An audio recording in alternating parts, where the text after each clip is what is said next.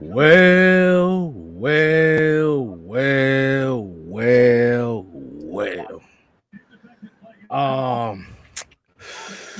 Did y'all see that performance today? I know a lot of people saying, well, it was just the Jaguars. I mean, the Jaguars are 2-8. What's so happy about this W?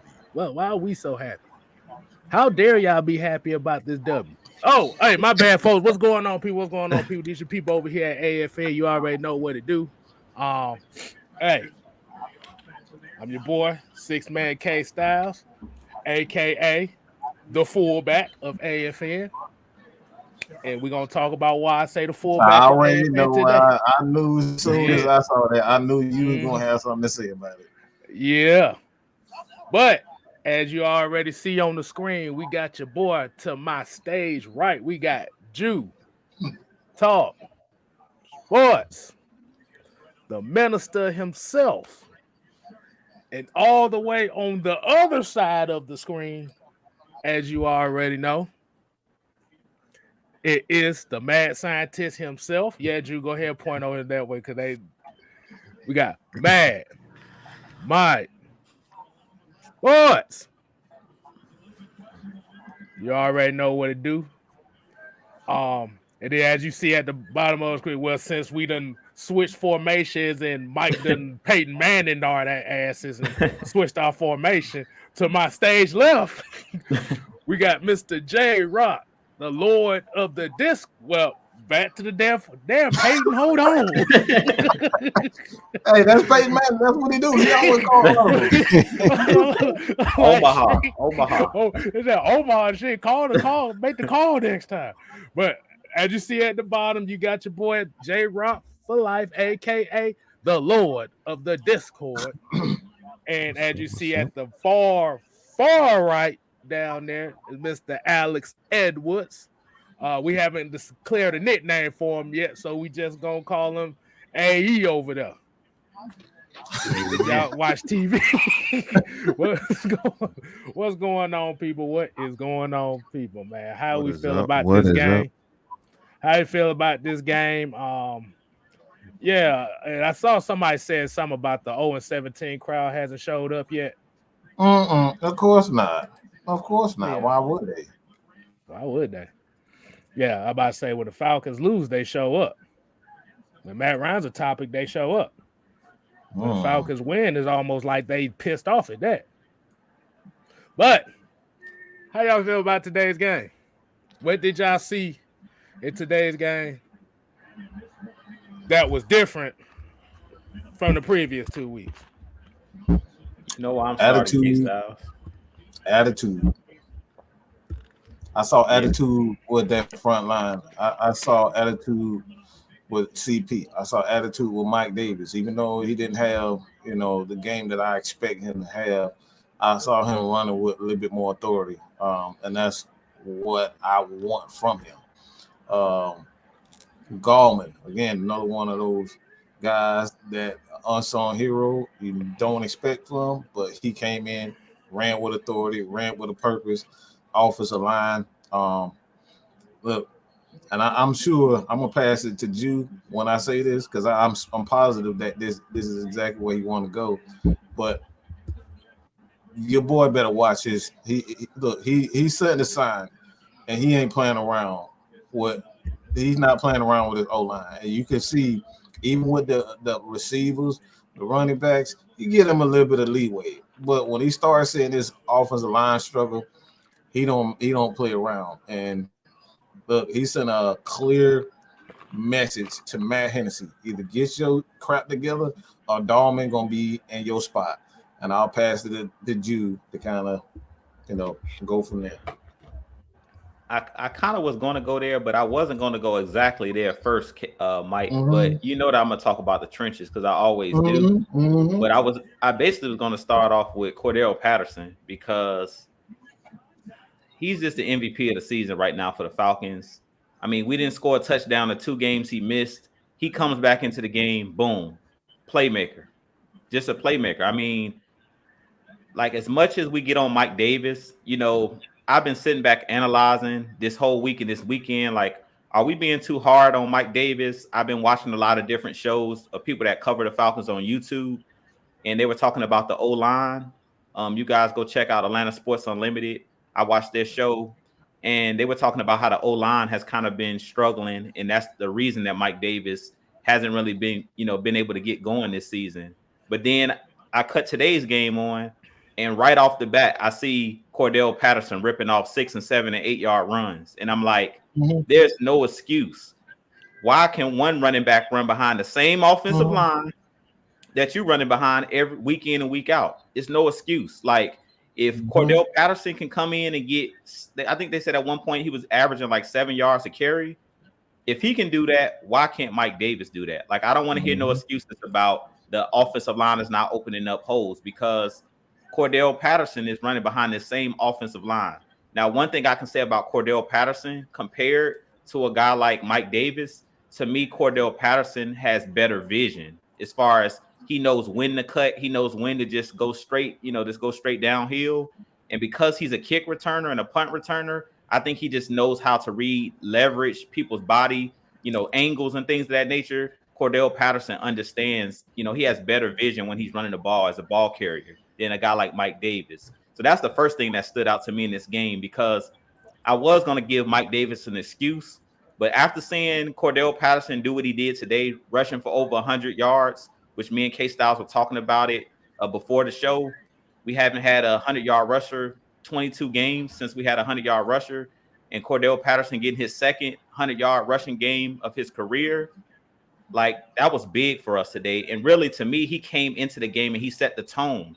And that's what we've been missing the last 2 games, because you need somebody that's going to come in and rip off big plays, and then it's going to talk to the defense and let them know that he's doing his thing. That's one thing that I love about Cordell Patterson. When he rips off a big run, he's going to flex on you. He's going to talk to the defensive lineman. He's going to demoralize you. He's going to run guys over. And he was doing that today. To me, for this team, he's that spark plug on this team. He's that wild card on this team where he may be a leader. Like, he's just a leader. He's a leader on this team. Let's be real. Like, he may not have a C, or they might not have announced him as as one of the leaders of this team.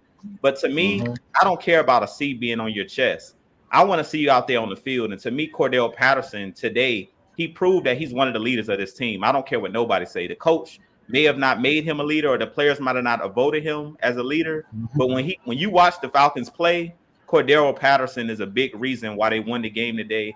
And he's the reason why we got 5 victories this year. Because pretty much every game we've won, he scored a touchdown. He's been one of the guys that has made plays all season and been that X factor. And no team has been able to shut him down. I mean, he's doing it as a punter, a kick returner. He's doing it as god dang on wide receiver. He's doing it as he's just a weapon, man. He's just a weapon, man. That's all I can say. He's a playmaker. So that's kind of where I wanted to start.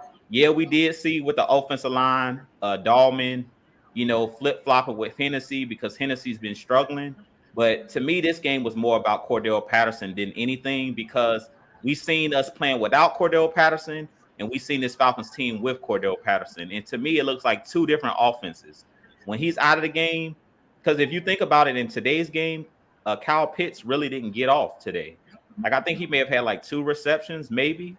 He didn't really have any big plays in this game. Other than that 3rd down conversion towards the end of the game, he really didn't have any big splash plays. Cordell Patterson was the guy that was pretty much, he came in, set the tone, and kind of let the team know today, the Jaguars know that, we was going to win this game today, that I'm going to dominate this game. Even on a bum ankle, I'm going to dominate this game. And that just shows not only his physical toughness, but mental toughness. So I hope a guy like Calvin Ridley is actually out there watching, a guy like Cordell Patterson, because Cordell Patterson is a guy I would model my game after.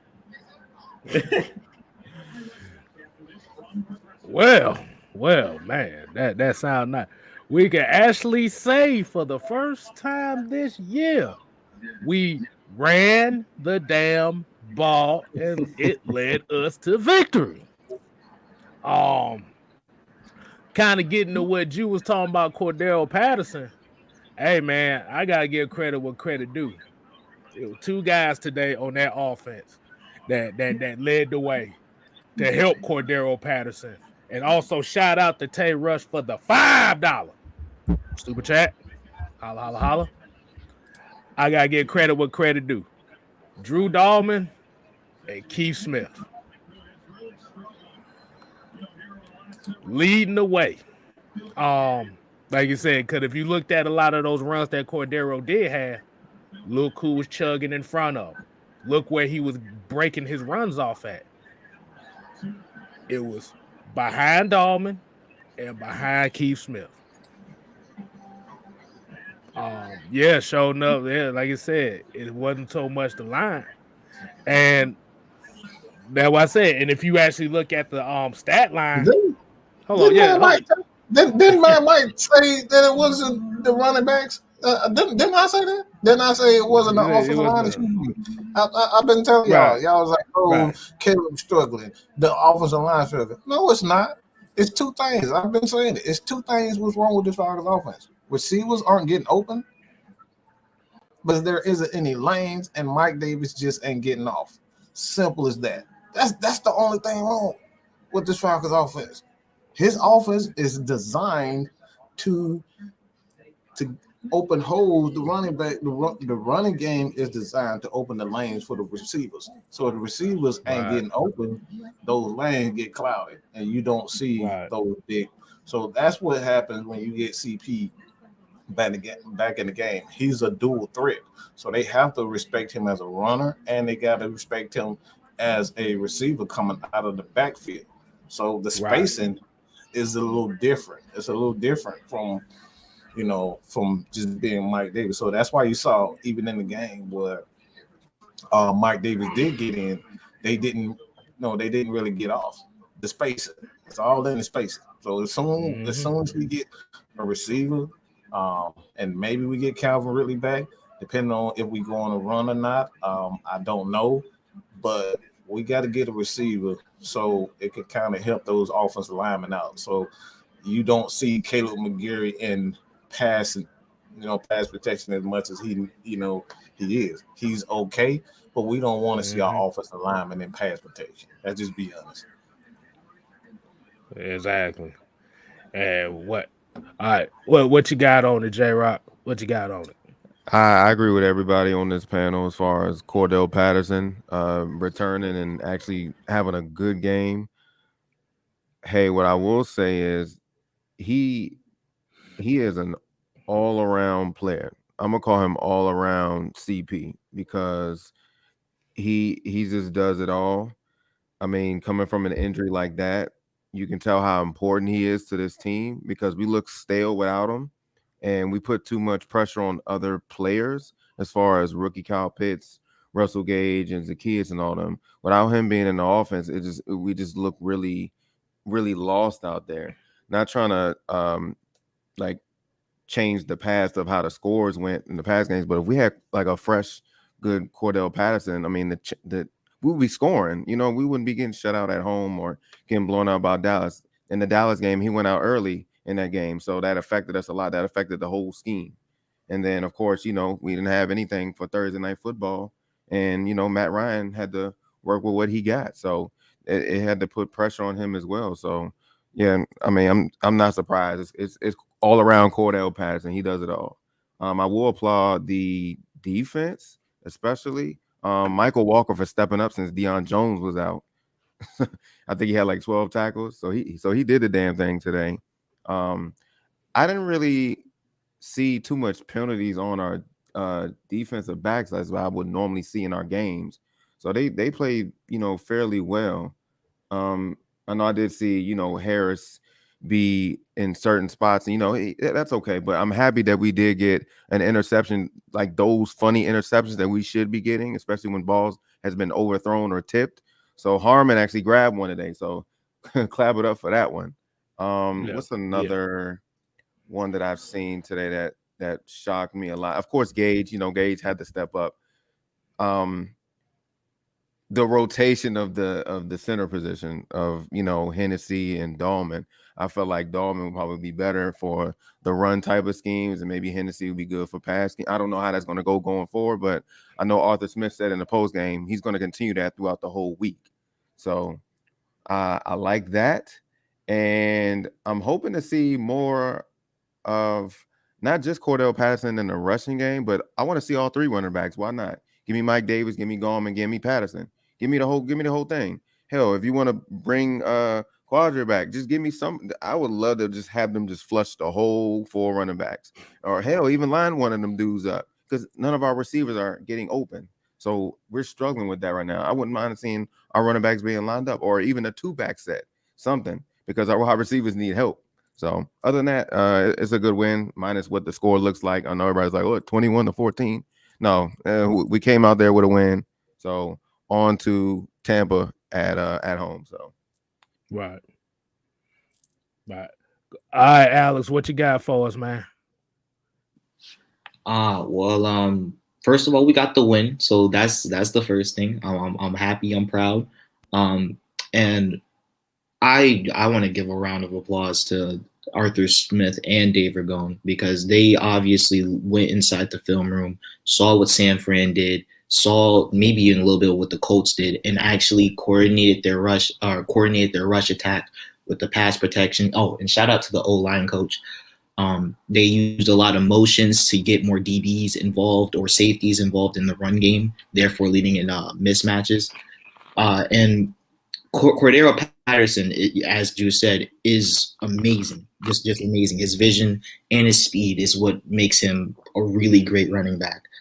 I will say I do think that I do think that Mike Davis is a good running back, and I do think that in the past, when we were doing zone concepts, they used a lot of base personnel, 5 or 3-4 personnel, where there was like 5 D linemen, and there was times where McGarry would get blown off the ball. Caleb McGarry couldn't move Matt Judon, which is actually really shocking. And then we had struggles climbing up to second leverage where Mike Davis just couldn't get more than a few yards. Now, I think that his vision is not the best, but I think that Mike Davis is a decent running back. I won't say that he's better than Cordero, but I do think that his strength, his decent vision, I won't say great vision, but decent vision, makes him a respectable running back, in my opinion. But and also his pass blocking. But I'm very impressed with the offense, and I just want to see that being kept up. Also, Fabian Moreau is great too. So. Oh man, yeah, because I was about to. He threw that with it. Yeah, because I was about to say when you was talking about Mike Davis's vision. I don't know if y'all noticed the last run he did have in his last carry in the game, where you did see that his vision is kind of on the ass side of the game. That was awful. I know exactly what you're talking about. I was like, where the hell are you going? The hole is right here. Where are you going? But did you know? But like I said, did you notice that most of those runs that was getting broke off was on the left side?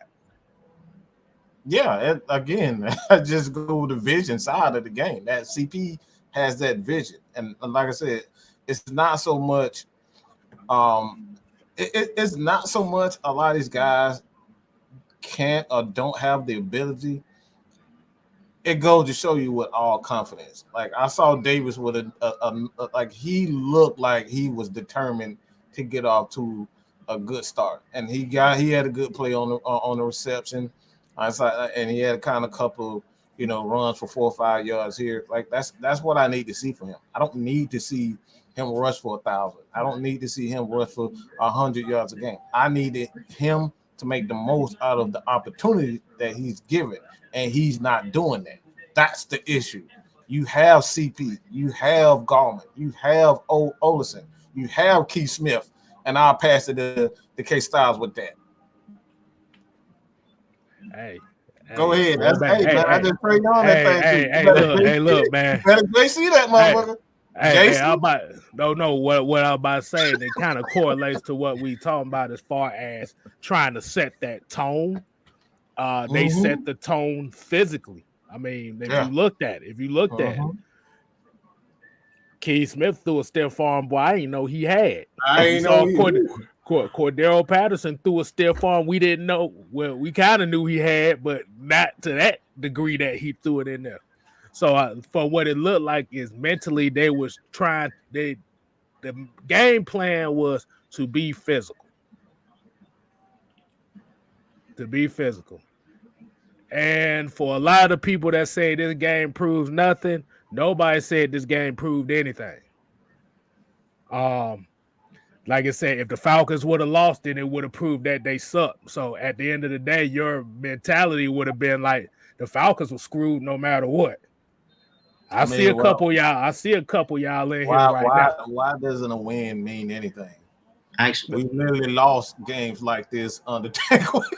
So I don't understand why we literally lost to an Indianapolis team that wasn't very great. It was injured. Like, we've lost so many games like this. Like, let's stop. Yeah. So like that's why I said for a lot of folks that think like that. So at the end of the day, like I said, when you're playing teams that are bad like this, these are the teams that you have to beat. At the end of the day, you got to beat these teams.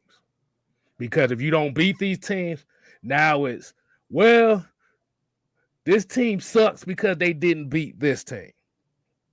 When Drew literally said last week that this is a parity league any given Sunday. Yep. But I kind of find it funny. I don't know if anybody noticed it, but this is another win on the road. This is another win on the road. And you know what's so funny about that? For so many years, Atlanta was never really a good road team when Matt Ryan has been in this building. We've always been a good home team through the Georgia Dome, and then, you know, the Mercedes-Benz record is what it is. But when that Georgia Dome before it got taken down, man, nobody didn't want to come in there and play. Nope. Yeah. So that's why I say I'm finna petition for them to tear down the Mercedes-Benz Stadium and just have the Falcons play all their games on the road. Because they already don't get no fanfare anyway, so might as well play the rest of the games on the road. That's true.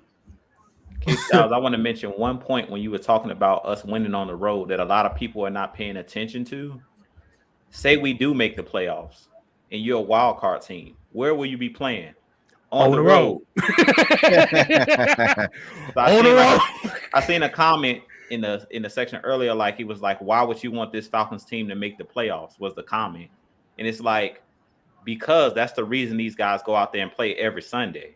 Like, in my videos, people probably like, why does he keep mentioning playoffs? I'm gonna tell them like Herm Edwards say, you play to win the game. Like, these guys not out here, this is their job, but they're not just out here to collect the paycheck every Sunday. They're out here to win these games. They get paid to win these games. So every Sunday when I watch, I expect my team to win. Like, they should be going out there to win these games. I don't care who lines up in front of you. Yeah, today it was the Jaguars, but all you can do is play who's on your schedule. So next week it's the Tampa Bay Buccaneers. And as a Falcons fan, I expect to win. As the players, I expect their attitude to be, we're going to win. Whoever you line up in front of us, wherever we play, whether we're at home or whether we're on the road, we have to build that mentality. And I feel like, to be honest, some of our fans, we have losing mentalities as fans. We talk about these players, but as fans, we've gotten used to the mediocre. We've gotten used to the brotherhood. When Dan Quinn was here, we got used to losing. Like, we have to get rid of that losing culture, even as fans. Like, we got to expect our team to win. We have to raise the bar, and we have to expect more from our players. Like, that standard. I talk about the standard all the time. We have to raise the bar. And that's what Arthur Smith and that's what Terry Fontenot, they're trying to do. They're trying to change that culture of, no. These guys get paid to go out there and win. These guys get prepared for these games and work all of these hours. These coaches are at that at Flowery Branch in that building, coming up with game plans to win these games, not to just compete.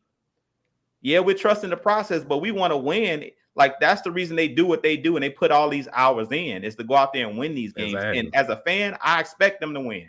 We expect them to win here at AFN. That's why we do it. So we're going to keep talking about the playoffs until we are eliminated. Until it's not mathematically possible for us to make the playoffs.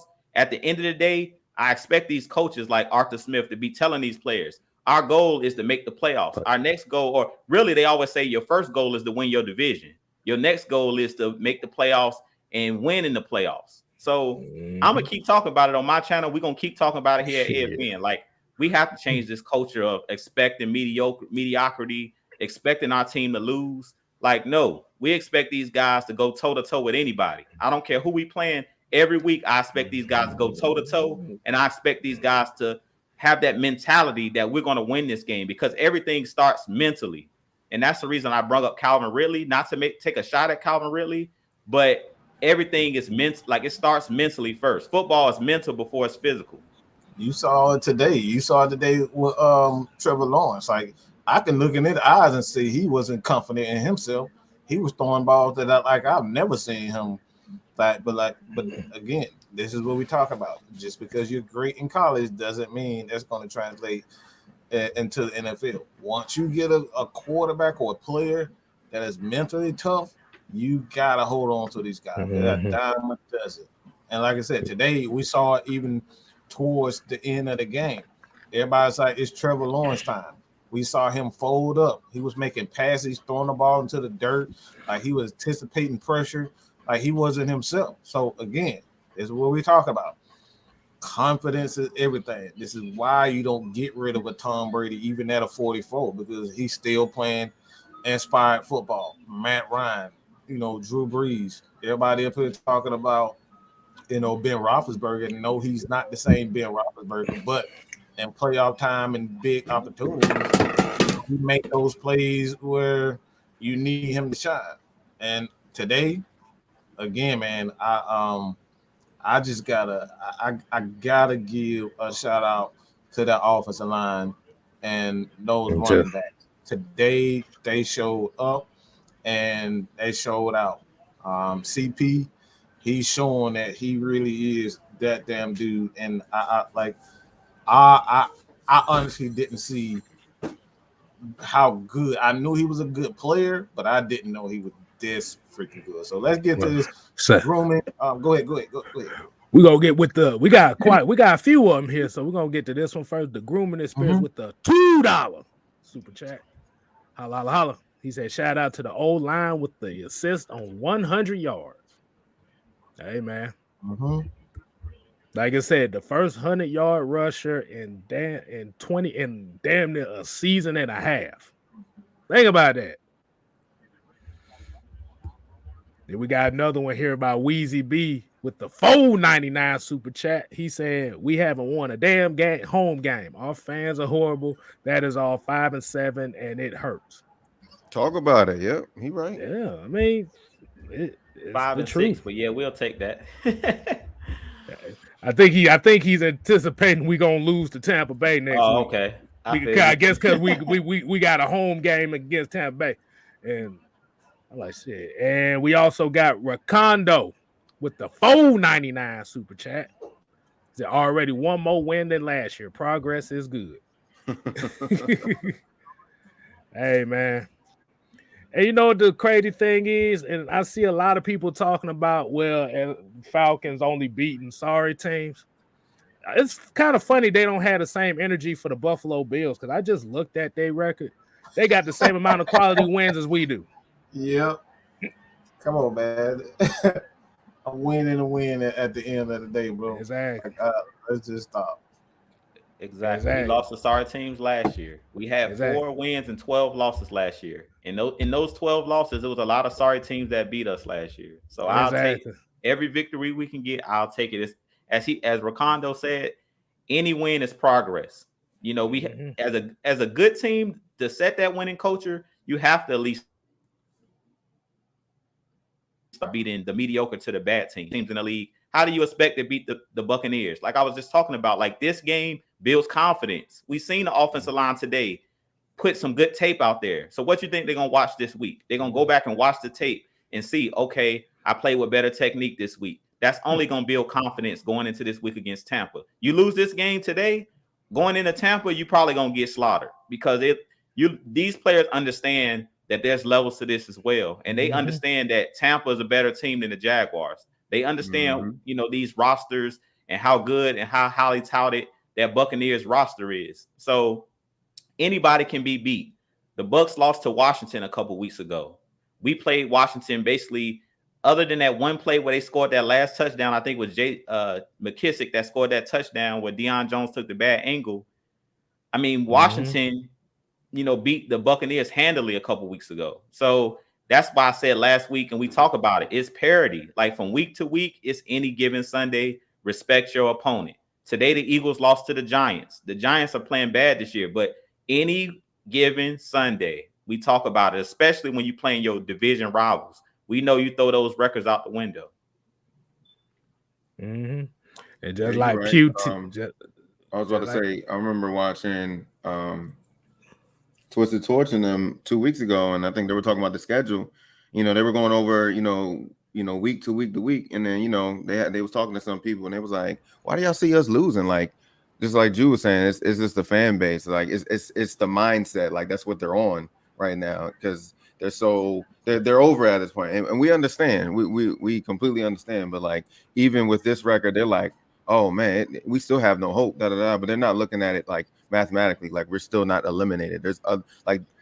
There's only maybe 4 or 3 good teams in the NFC right now. The rest of them have pretty much the same damn wins, 4 and 5. So it's like it's up for grabs pretty much. So it's just like the fan base. Like I'm looking at the Jaguars game. They're 2-9. You see how many fans is at their damn stadium? We don't got that. And I'm looking at Detroit Lions. They have no wins on Thanksgiving.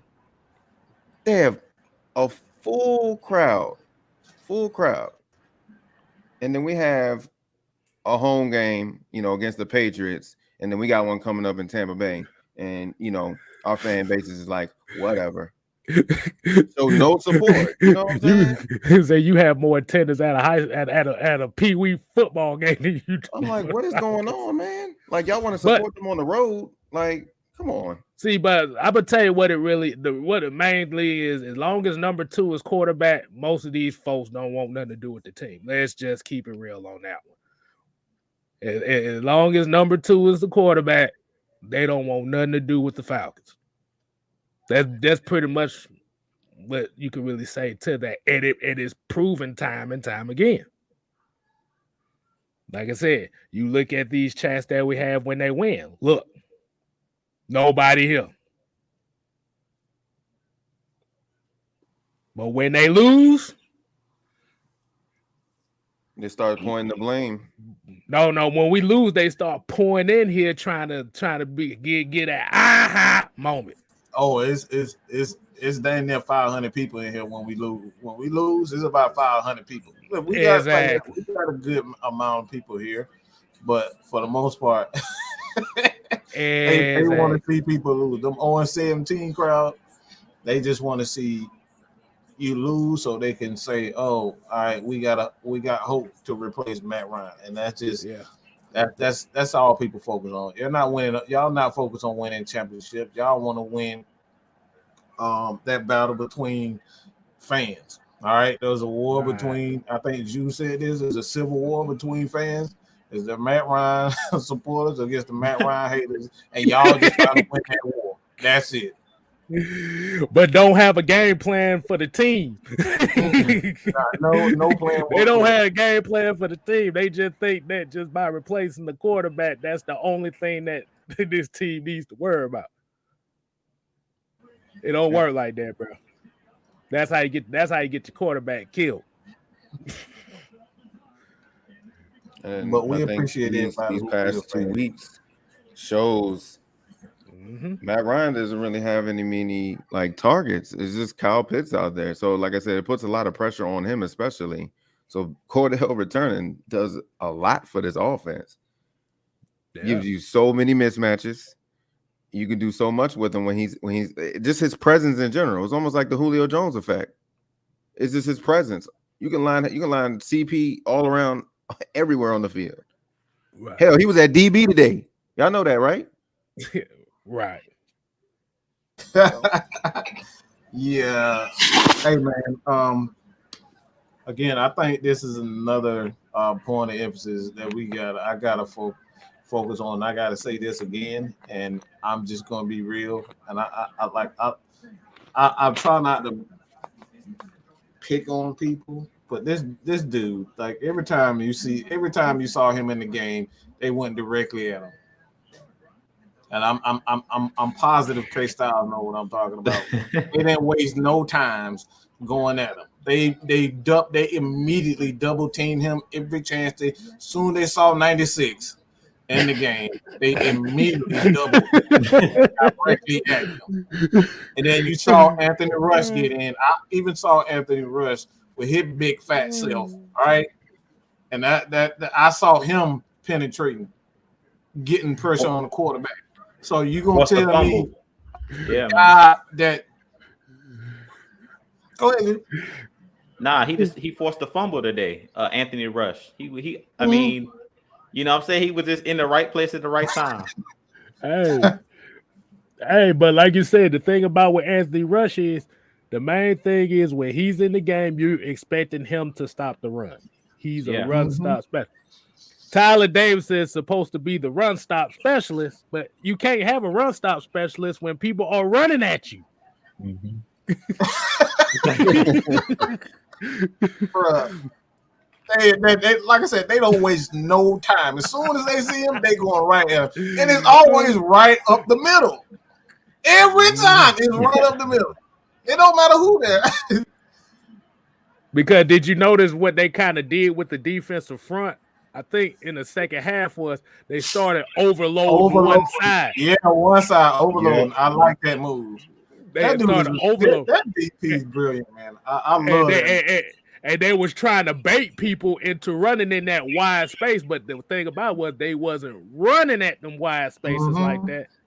And that's what Grady Jarrett was getting most of his penetration at. Was they was just bunching everybody right there. Yeah. And I got unpopular opinion. I don't think we should draft Jordan Davis. That's just me. But because I think that we got some small pieces that really help against the run. We got Anthony Rush, who's big. And when it comes to like getting to the second level, you're going to have a hard time trying to get to the second level when you got Anthony Rush standing right in front of you. Same thing goes for Mike Pennell. Tyler Davidson hasn't looked the worst, but I still don't think you get the gist. And Grady Jarrett has Tyler T. You talking about T. Davidson? Tyler Davidson? Oh, you talking about Marlon Davidson? He talking about Marlon Davidson. He talking about Marlon. I know that's what he's talking about. But yeah, I think our run defense, while it's not perfect, I think is good at that D tackle spot where Dean Pease saw our roster and said, "Oh heck, no, we can't go into the season without two good run defending tackles." So he's like, we took care of that, or at least we have like it for temporary. So I think we're good on that. I think it just gonna depend on positioning and draft. Because if we keep winning games, you might not be in position to draft Jordan Davis. Anyway. Yeah, I don't think we'll be. That's one thing. I think he's just too good of an athlete to be taking anything lower than 5, and I don't see us being 5. I mean, we've already gone over the threshold to even be in the top 5 team. Anyway, so just like I say, my dream of Jordan Davis is over. I'm not dreaming. I'm not thinking about him. I'm looking at someone else. I'm not even wasting my time thinking about getting him. We're not getting Anthony Davis, but Jordan Davis. See now, but if it was one of those cases where he failed to us, because they're going to also kind of look at, okay, he's big, but they want to know what his motor is on all 3 downs. Is he going to be just a 3-down guy, or he just or a 2-down guy, or 3-down guy? So we don't know what the draft prospects is going to be, because when it comes to those drafts and stuff, everybody's going to be looking at the tape and stuff and what these coaches say. So you never know. He could fall. I highly doubt it, but yeah, Falcons win. The more the Falcons win, you kiss that Jordan Davis draft pick goodbye. But let's get to this $5 super chat by Matty Ghost. He said defense held them down to 4 teams. Yeah, defense coming with it. Yeah, the defense is Dean P's got this defense humming. We've seen that even in the game against the Patriots. For the most part, the defense did their part. I mean, It was a 2-possession game for most of the game. So the defense has really come on since we added those big guys y'all talking about. Y'all notice since we added Mike Pennell, since we added Anthony Rush, after we got ran through by the Carolina Panthers for almost 200 yards or over 200 yards, they went in and brought in and elevated Mike Pennell. They elevated Anthony Rush. And ever since they added those big bodies, you see the difference. And that's what Mike's talking about with the Tyler Davidson. I just want him gone. He better not be back next year. I don't want him on my practice squad. I don't want him nowhere near my team. You saying he ain't going to see my field. Yes, I don't want to see 96. If it was up to me, he would have got cut before the season, contract and all. I would pay him to leave. I would pay Tyler Davidson in the cap hell that we in. I still would have got rid of him. That shows how much I want him off our team. But at this point, we just throw him out there to give the other guys a breather. When I see him out there, I don't expect anything from him. My standard and the bar is super low. My bar is on the ground when it comes to Tyler Davidson. I do not When I see Tyler Davidson on the field, I expect nothing. Yeah, I don't expect nothing. It's interesting because to me, Tyler Davidson hasn't played as bad as last year. Like he's played pretty decent. So like I don't want him on the team, but I don't mind him like rotationally in when Anthony Rush gets tired, when Mike Pennell gets tired, or in a 3-4 end spot because I think he's okay. I don't think he's great. I just think he's okay. He's ass, bro. I'm not talking. Hey, this all has to do like these guys that we're talking about right now. This all has to do with depth too. This is something that we didn't have last year. We had no depth on the DN in that line. So it's just those guys really help a lot. Help a lot with the rotation. I mean, you've seen Ogundeji today. He did good, but I just like how everything is. They're keeping everybody fresh. So they're just constantly rotating guys. So that's what really helps out with our team as well. I will say this. The reason why you can't keep Tyler Davis is that he just offers absolutely nothing in pass rush. That's true. Like nothing whatsoever. So you can get Anthony Rush. We're saying Anthony Rush for the most part. You see he's making an impact. And this guy's 350 pounds. So don't give me no damn excuse that he's a run stopper. Tyler Davidson is absolutely worthless. He's worthless at this point, okay? You are seeing nothing from him. And let me take that back. The only work that he has for this team is being a depth piece. I totally agree. That's it. As far as that. That's it. That's it. Just rotate somebody in so Grady don't have to play the whole game, and so that's the only Anthony Rush can provide for us. That right. Those big bodies like Anthony Rush and Mike Pennell, they're not gonna play 50 and 60 plays. Like you're gonna have to rotate bodies in, and that's what Dean Pease is doing. I mean, I don't want to make this about Tyler Davidson. I feel like we're spending too much time on Tyler Davidson. We all know what Tyler Davidson is. We know what he is. I'm starting to get depressed. Yeah, exactly. But they're starting to become a real bright spot in this DB room, and that Darren Hall, man, I love him. I love him. I do this. Awesome game today. That's Danny Pease.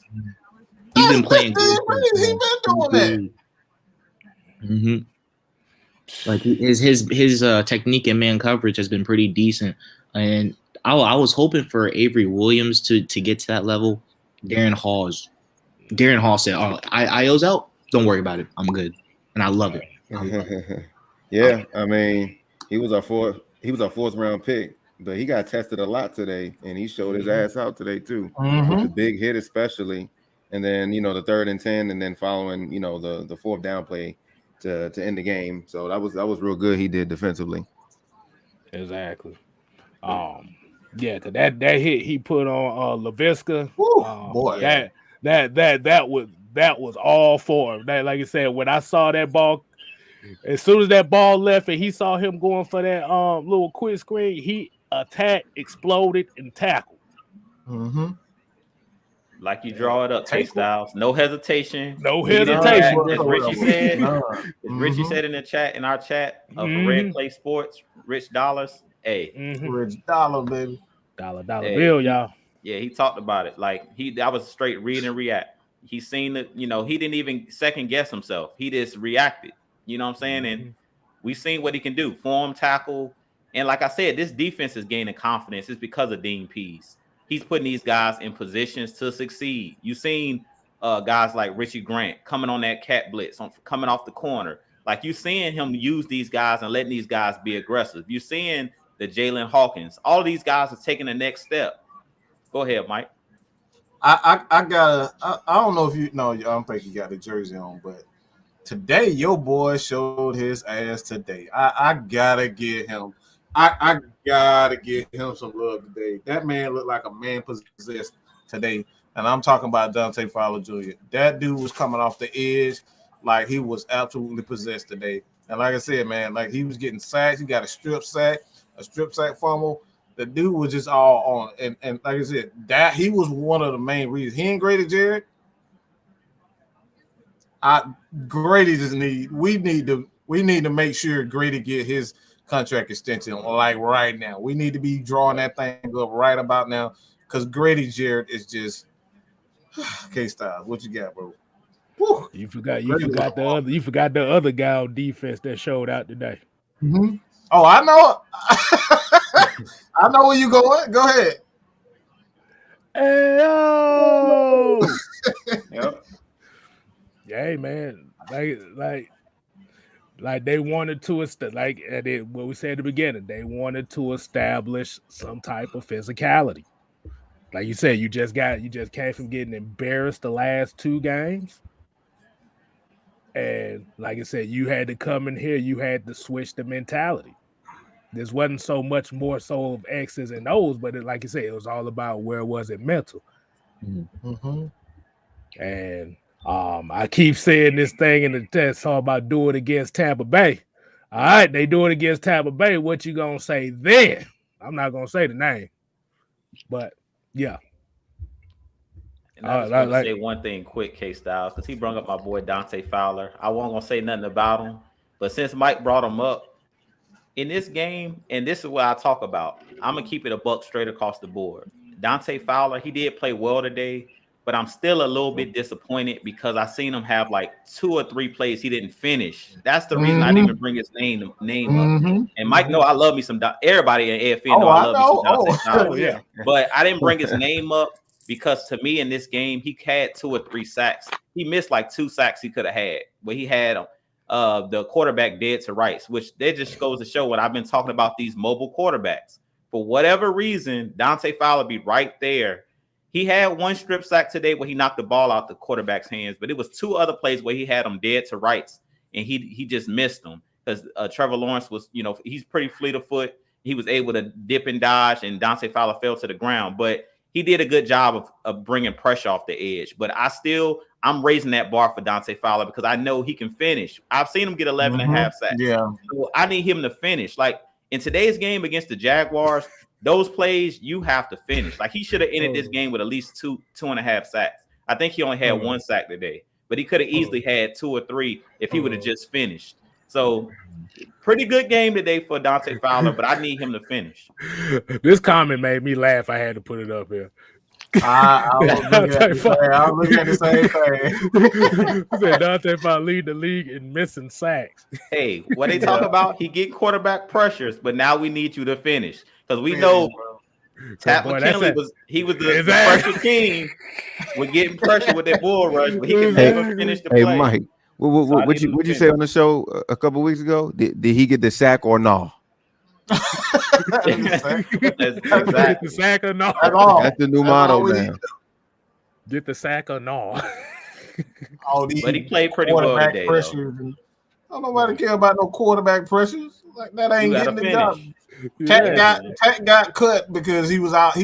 Last year. Tech was our highest outside of Grady Jarrett. He had the highest pressure percentage, and you saw what the hell they got him. So all that pressure rate shit, throw that shit in the trash. That shit don't matter. Okay, that shit got him. Look, that shit got him 17 sacks in 5 seasons. Tackle for losses and sacks. That's what matters in this league. And Grady Jarrett is always near the top and tackles for losses. That's why he's getting the big time money. You saw it, even 3 or 4 of them today. He had like 3 or 4 of them today. You see him slamming on the freaking grass. He was upset about one of them he didn't get. Yeah. Oh yeah, the one that he missed on. Actually, it was two of them because he had one on Trevor Lawrence that Trevor Lawrence slipped away from, and he had another one where Carlos Hyde put him in the spin cycle, and he was pissed off about that. I know he was, because that was a tackle for loss on both of those. But they did do a good job of wreaking havoc. So I'm glad you brought him up, Mike, because I wasn't gonna bring him up. But since you brought him up, I think him and Grady was definitely wreaking havoc today. But they got to finish, both of them. Like you said, Grady had a couple sacks he could have had too, and one where the running back was in the backfield. He had him dead to rights on a third down, and he slipped and got the first down for it was like 3rd and 2. So they got to finish those plays. All right, hey, I gotta show some love. Let me say something real quick. This Packers Ram game is an absolute mess. It's just the worst football I've seen. These teams are too damn talented to be playing this mess. Ain't no damn defense in this game whatsoever, bro. It's just going up and down the field, throwing the ball. That's it. And what happened to Miss? Oh, I said Miss. Mister, the best corner in the game. He getting mollywopped right now. But let's get back to the Falcons stuff. I just had to say that. I said that because the NFC is clearly wide open, man. And like I said, if the Falcons somehow get Calvin Ridley back and they get that, that 8th spot or somewhere and at the bottom, I don't see why not, especially where the defense is playing. You could be Dante Fowler could hit something. Grady Jarrett, you got AJ playing out his damn mind. Hopefully he's okay. But you get Debo, you got Mike, you got Fourier, who's going to get a big time contract. He's a big time linebacker, and Fourier's that dude's gonna be a star. I just think Fourier is just gonna be a star, man. I think we saw today that this defense has potential. And the crazy part about this, these guys are young, man. These guys are in the early 20s to late 20s. That right there is unreal. Oh shit! Oh my bad, y'all. I was just looking at something. This ain't Atlanta Falcon related, but they were talking about Lincoln Riley leaving Oklahoma to go to USC. Oh, that ain't nothing. That's what he do. He run. He been doing it. He works in damn Bobby Petrino. That's all he do. He run. Well, okay, my bad, y'all. My bad. Yeah, keep on going. I just thought that. I was like, wait a minute. That's interesting. But hey, look. Like I said, Amari Diaz, he said, I call live stream, listen to you guys every morning on my way to work. You guys great, keep it real, still showing Falcons love no matter what happens. Hey, we definitely appreciate it. Hey, we the only one, we one of the few that will continue to do this. No matter what. You got a lot of people that ain't gonna do it when the chips are down. They only gonna do it when it's up. But I want to hit this comment right here. They said this game proves a punter matters. Now you see what I like that one. Yo, yeah. Now you see why I was good about the Morstead signing. Yeah. One thing about him is he kicks them things quick. He old as hell, but he kick them quick though. K-Styles, I got a confession to make. I owe Thomas Morstead apology. On the Heavy Hitter show, I did talk about him being old, but he proved me wrong today. I think we need to go ahead and cut. Who is Colquitt? Yeah, I think Colquitt lost his job today because Morstead was punting that ball today, man. Yeah. That's the thing. Painting them sideline, boy. He tuned into the show, Drew. He's like, Drew, I'm gonna show you something. Watch this. I'll show you an old man. Hey, I knew it was coming up. It was like, hey, yeah, Georgia Tech got their ass stomped out. Hey, it is what it is. Hey, Mike, throw the shirt up. I saw the shirt you were wearing. Throw it up right quick. There you go. I see Devon and them came up with it. And guess what? Shirt I got on today? I don't give a fuck. I knew he was gonna do that. Exactly. But at the end of the day, he's still here. Bruh, we, like I said, think about it like this. Even though it's quote unquote against Jacksonville, this win actually puts us right there. Mm-hmm. Right there in the mix. In the South, I'm sorry. Let's just be exact, the South. That puts us right there in the mix. So even if some people may say, well, this team might not be ready for the playoffs and stuff like that, we don't damn know. This is why the players play the game. And this is the time where you get hot, as we always talk about. You want to be trending upward heading into the playoffs. Like, I don't know if you guys been watching, but a lot of the teams like Dallas, ever since Dallas stumped us out, they done went on a losing streak. A lot of these teams, the Saints, after we beat the Saints, they're on like a 4-game losing streak. The Panthers, I think they're on a 2-game losing streak. So we need to start building. This is the time where you start building towards the playoffs, because I'll tell you this Falcons team is not the same Falcons team from week 1. You know, we're slowly but surely progressing. We're seeing progression week in, week out. And I think that it was perfect today that we seen them make the adjustments on the offensive line. I can guarantee you if Dan Quinn was still the head coach, they wouldn't have made these changes that we're seeing, because they didn't believe in adjustments. We would do the same thing. We would lose the same way week in, week out. He would revert back to the cover 3. We're seeing with this team, if you don't perform, they're going to take you out the game. We've seen it today with Mike Davis. He wasn't the lead back today. They pretty much taken the ball out of his hands and said CP is the number one running back. And then after he got out, they put Wayne Gallman in. So we're seeing that they're doing what they promised us. They said it's going to be competition. And how many players have we seen released, new players brought in? So they're doing everything they can. Even though we'd have no money, they're doing what they promised that they was going to do. It's competition throughout. They're keeping everybody on their toes. And that's what I like about this team. And like I said, you just want to get hot at the right time at this point for the playoffs.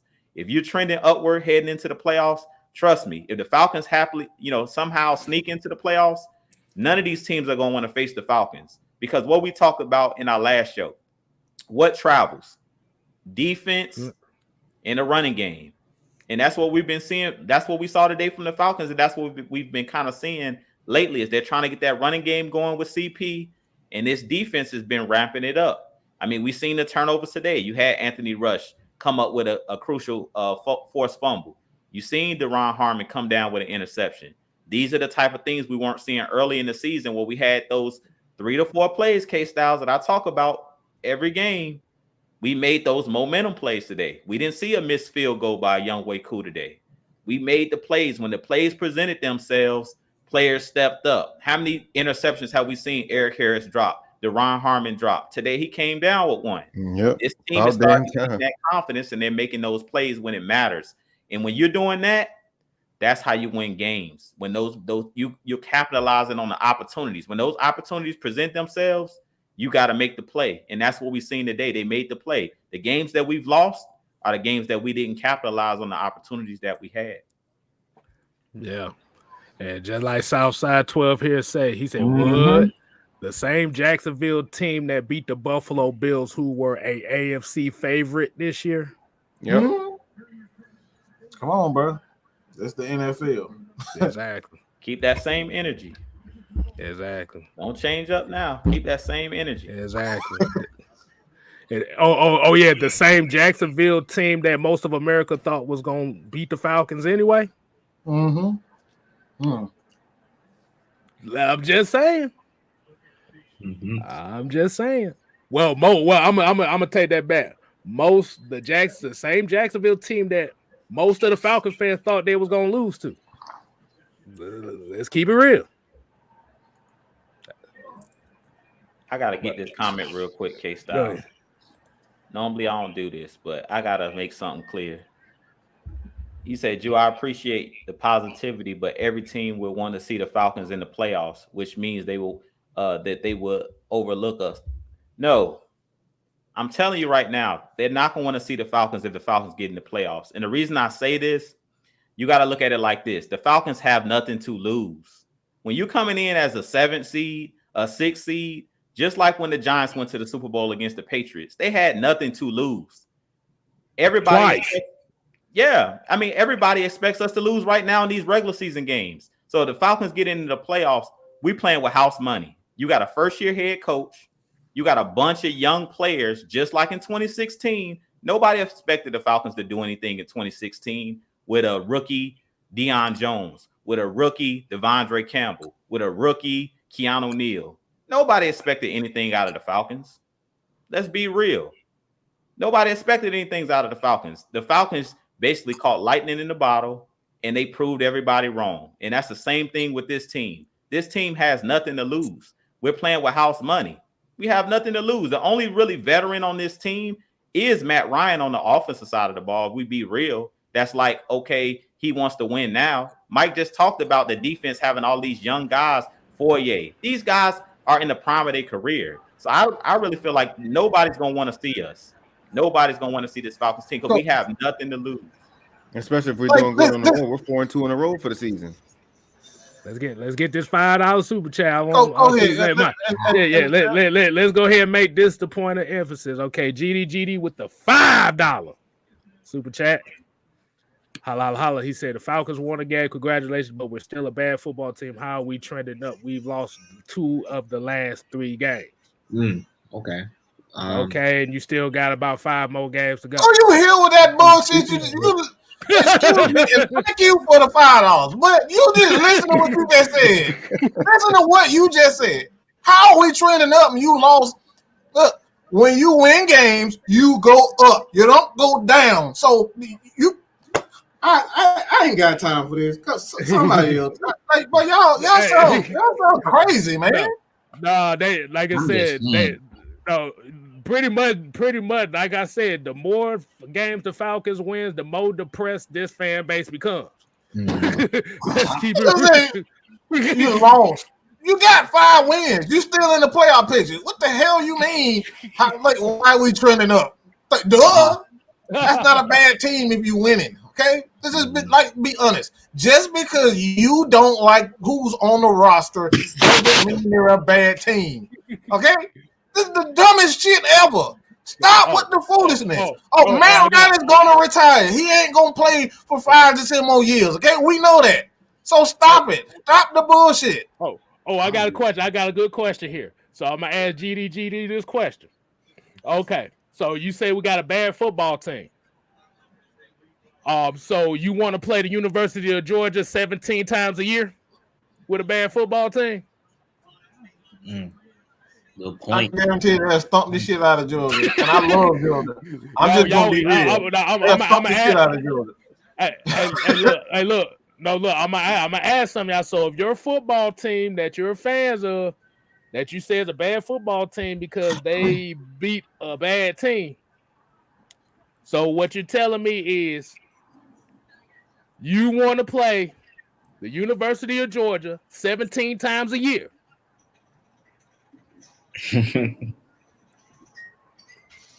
I'm just saying. Look. Why the hell did Tom Brady get praised as such a great when he been playing in a complete shit ass division for 20 years? That division has been garbage. Okay, the Jets still garbage. Buffalo just got good. Buffalo just got good. Why did he get praised for winning? He been beating up on garbage teams for 15 plus years, and somehow when the Falcons win against bad teams, the Falcons are still bad. Make it make sense, bro. Make it make sense. Hey, Mike. Remember the AFL question of the week. Your boy just showed up in the chat today. Go ahead. Here you go. He said, "Oh man, there you go." He said he beat me to the $100 million quarterback. And you better ask Detroit that. Detroit had $100 million quarterback that never won a playoff game. Bro, come on, man. They said we need a dual quarterback. I'm gonna ask you a question, bro. With that dual quarterback, what's the game plan for the whole team? I'm gonna ask you this, Javard. What is the game plan for the whole team? Because it just can't be a dual threat. If you think a dual threat quarterback with what a lot of y'all say is a terrible offensive line and a terrible wide receiving core, you think that's going to work, and a defense that's not getting any pressure? I'm just saying. That dual threat quarterback better be able to process off defenses, throw an accurate ball over many direct, like a whole bunch of duress. Better have a cannon of an arm. Better be making reads at the line. Better be running his butt off. He better be doing everything if we replacing Matt Ryan, because Matt Ryan already does a lot of this stuff. So like I don't know. And he better not miss no games. Exactly. That's the thing right there, K-Star. That's it right there. Not miss no game. He better be running for his life and still make a pinpoint throw. Like that's what he better be doing. We already seeing the issues with Russell and Lamar. These guys are starting to miss games. Like, let's be real. The players that you guys look. One thing I always say about Tom Brady, Drew Brees, these guys were always available. And we always say the best ability is availability. If you cannot stay on the field, what good is a Michael Vick? If you can't stay on the field, what good is a Lamar? These guys are often hurt. Even your boy Watson, torn the ACL where he missed a whole year. These guys are great quarterbacks, but there's no guarantee they're gonna play because they mobile quarterbacks are the most hit players on the football field. Outside of the linebackers, defensive linemen, these guys always are physical. They're always in contact. But when we talk about positional players, quarterbacks always get it. And I got a question to that other question that just happened. If we're a bad team, right? If the NFL were to stop right now and go to the playoffs, tell me, how are we a bad team but we would still make the playoffs? Answer me that. Answer me that, because Carolina just lost. So answer me that. We're in the playoff picture. So tell me that. Is the Saints a bad team? Because we have the same record. Riddle me that. They're not looking at the NFC standings. They're just going based off just us. Exactly. They're just like, oh yeah, we're just terrible. Exactly. They just think like standings don't matter.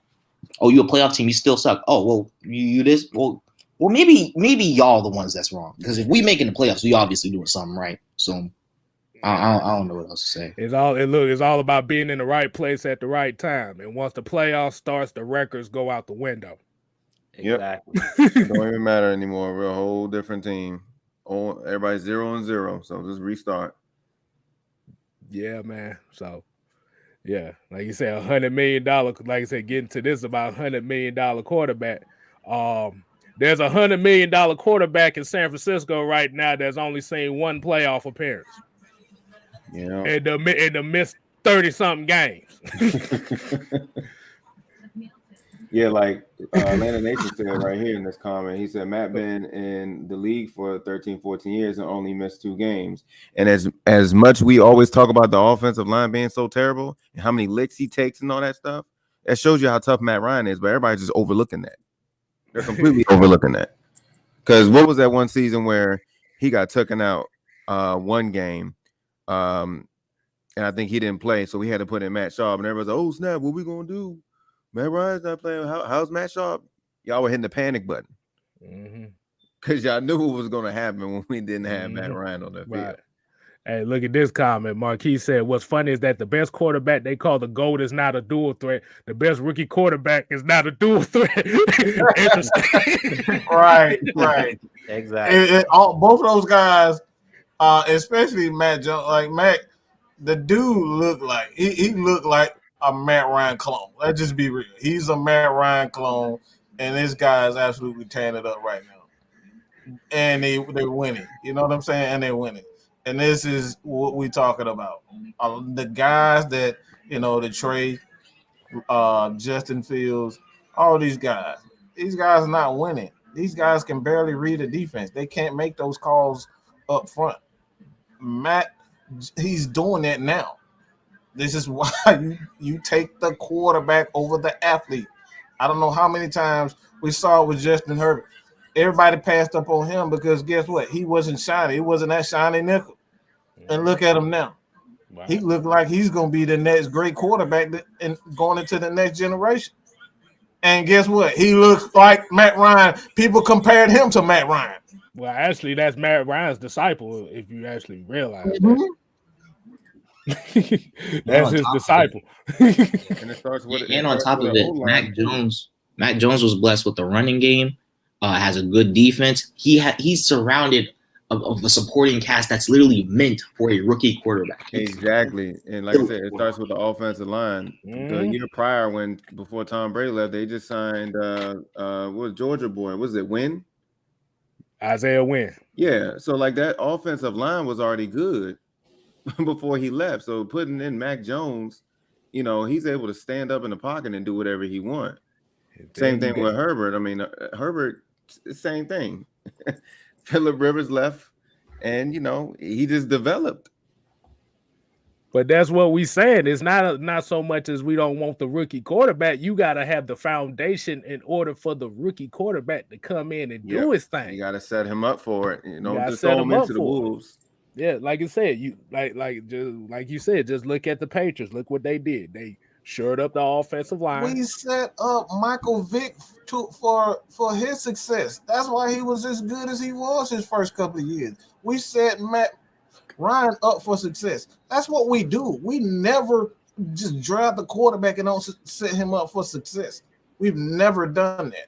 That's not what the Falcons do. So I don't understand why you expect us to just say, all right, this team clearly has flaws on the offensive side of the ball and defensive side of the ball.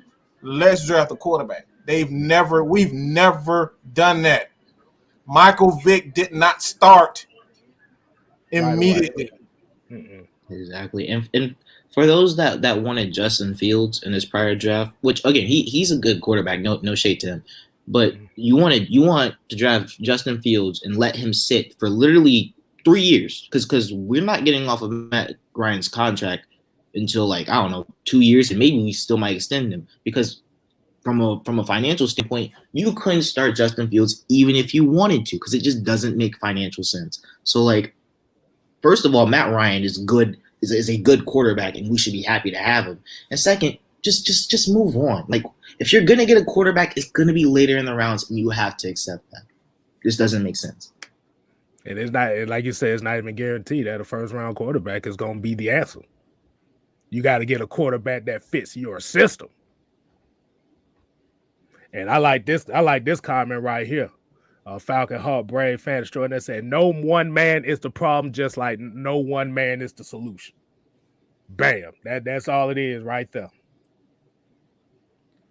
That's what I talked about Tuesday night, K-Styles, when I talked about you have to have a full team. And to be honest, we just got to realize when we see comments, what's your end game? Do you want to win a Super Bowl or do you care about being entertained? And I think Marquis said it in the chat. It's like they don't want a winning quarterback. Falcons fans want an entertaining quarterback, a guy that's going to make flashy plays. We lose the game, but he had a 50-yard scramble or he threw a 90-yard pass. At the end of the day, I want to win games. At the end of the day, I don't care how we win them. I don't care if we win them 10-9. As long as we on the winning end of it, that's all I care about. And that's why I said we have to change our mindset.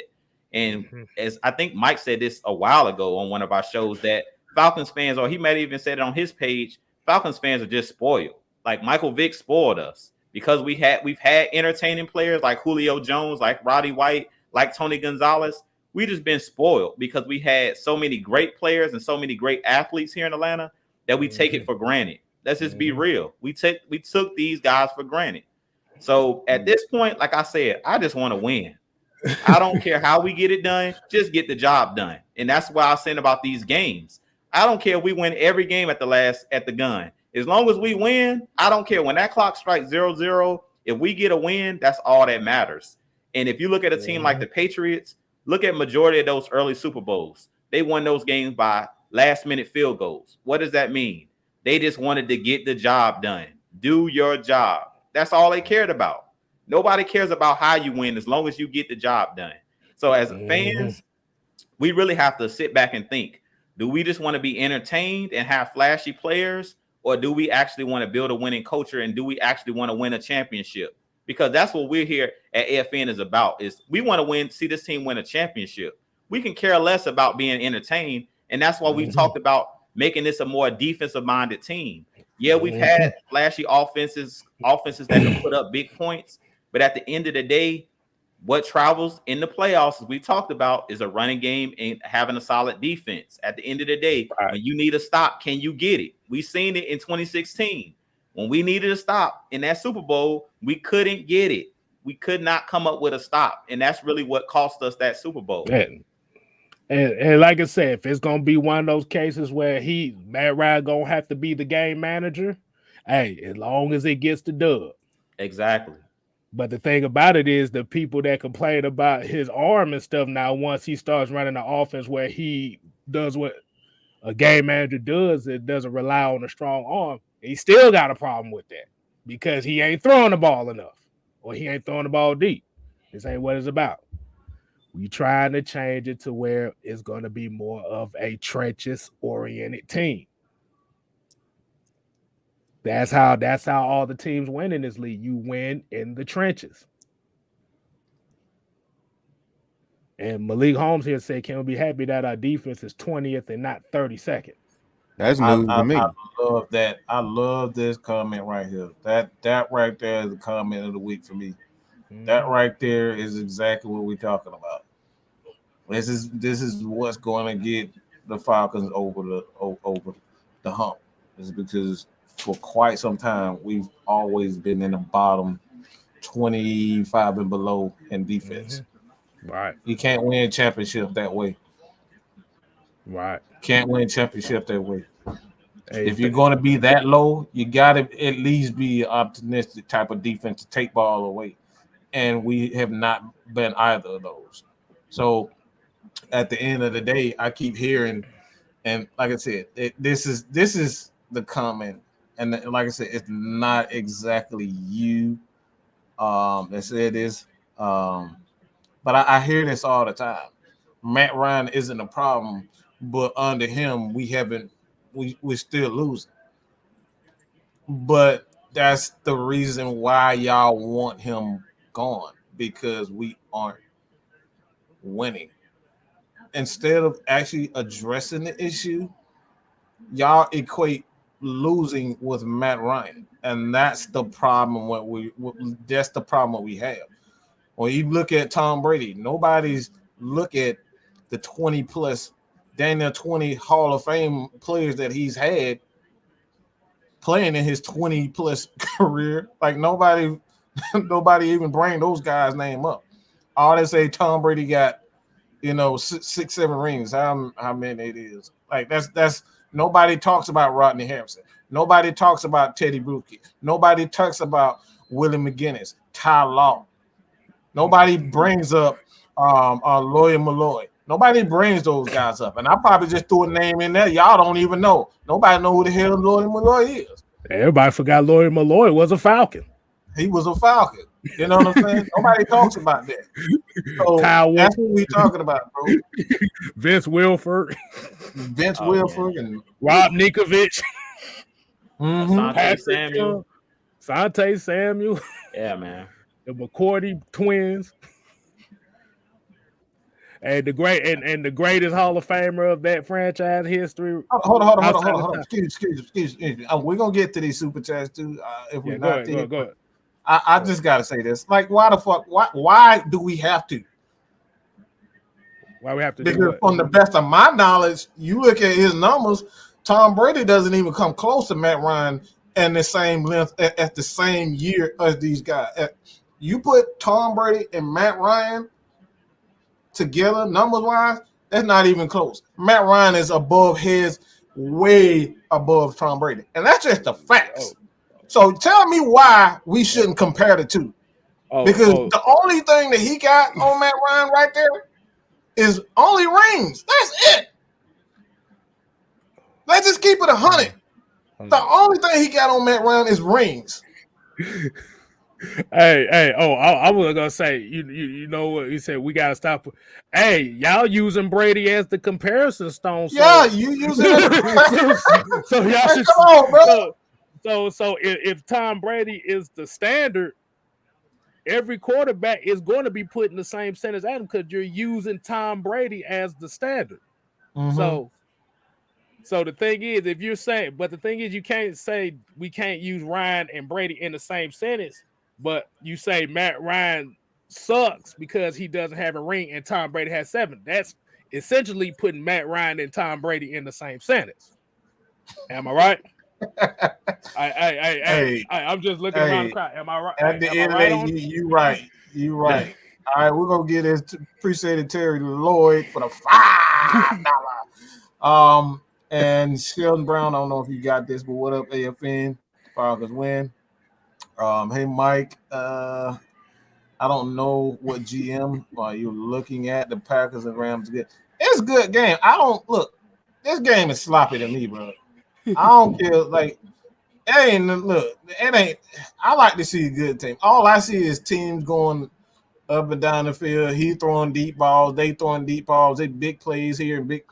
That's not entertaining football to me. I'm a defensive type of guy. I like to see Georgia. I like to see Alabama, crushing and smashing each other. Like I like that smash mouth style of football. I ain't with all this prissy stuff, and that's all I see for Packers and the Rams. It's just a bunch of prissy football. Hey, we got Ricondo with the 499. He said, "Damn, we just won. Stop with the negativity." Yeah. I mean, hey, y'all check out Ricardo's channel too, man. The boy got some good content. Check him out. Y'all already know if we suggest anybody to go check out their channel, they for real. So check out Ricardo, his channel, man. Exactly. Hey, but like, damn, boy, we up here. We won. Hey, look, Eli beat Brady twice. And nobody put Eli up there near the GOAT status. And he beat Brady twice. Hey, K Styles, I'm gonna tell you why. Because we got common sense. We got 2 eyes, and we seen Eli play. It's called as they say, I do the eye test. I watched Eli Manning play. I don't think anybody's calling Eli the GOAT, even though he's 2-0 in the Super Bowl. Exactly. Nobody talks about how that Giants defense, how he rode that Giants defense. And this is why we talk about you never give up on the season, because those 2 Super Bowls that Eli won, they had to win 4 straight games at the end of the season. Both of them, well, at least one of them times just to make the playoffs. And they were wild card teams, K-Styles. They were wild card. They were 6 seeds both times. And beat the Patriots twice in the Super Bowl. So this is why you say that's why we say you don't never tank, you don't never give up hope until you mathematically out.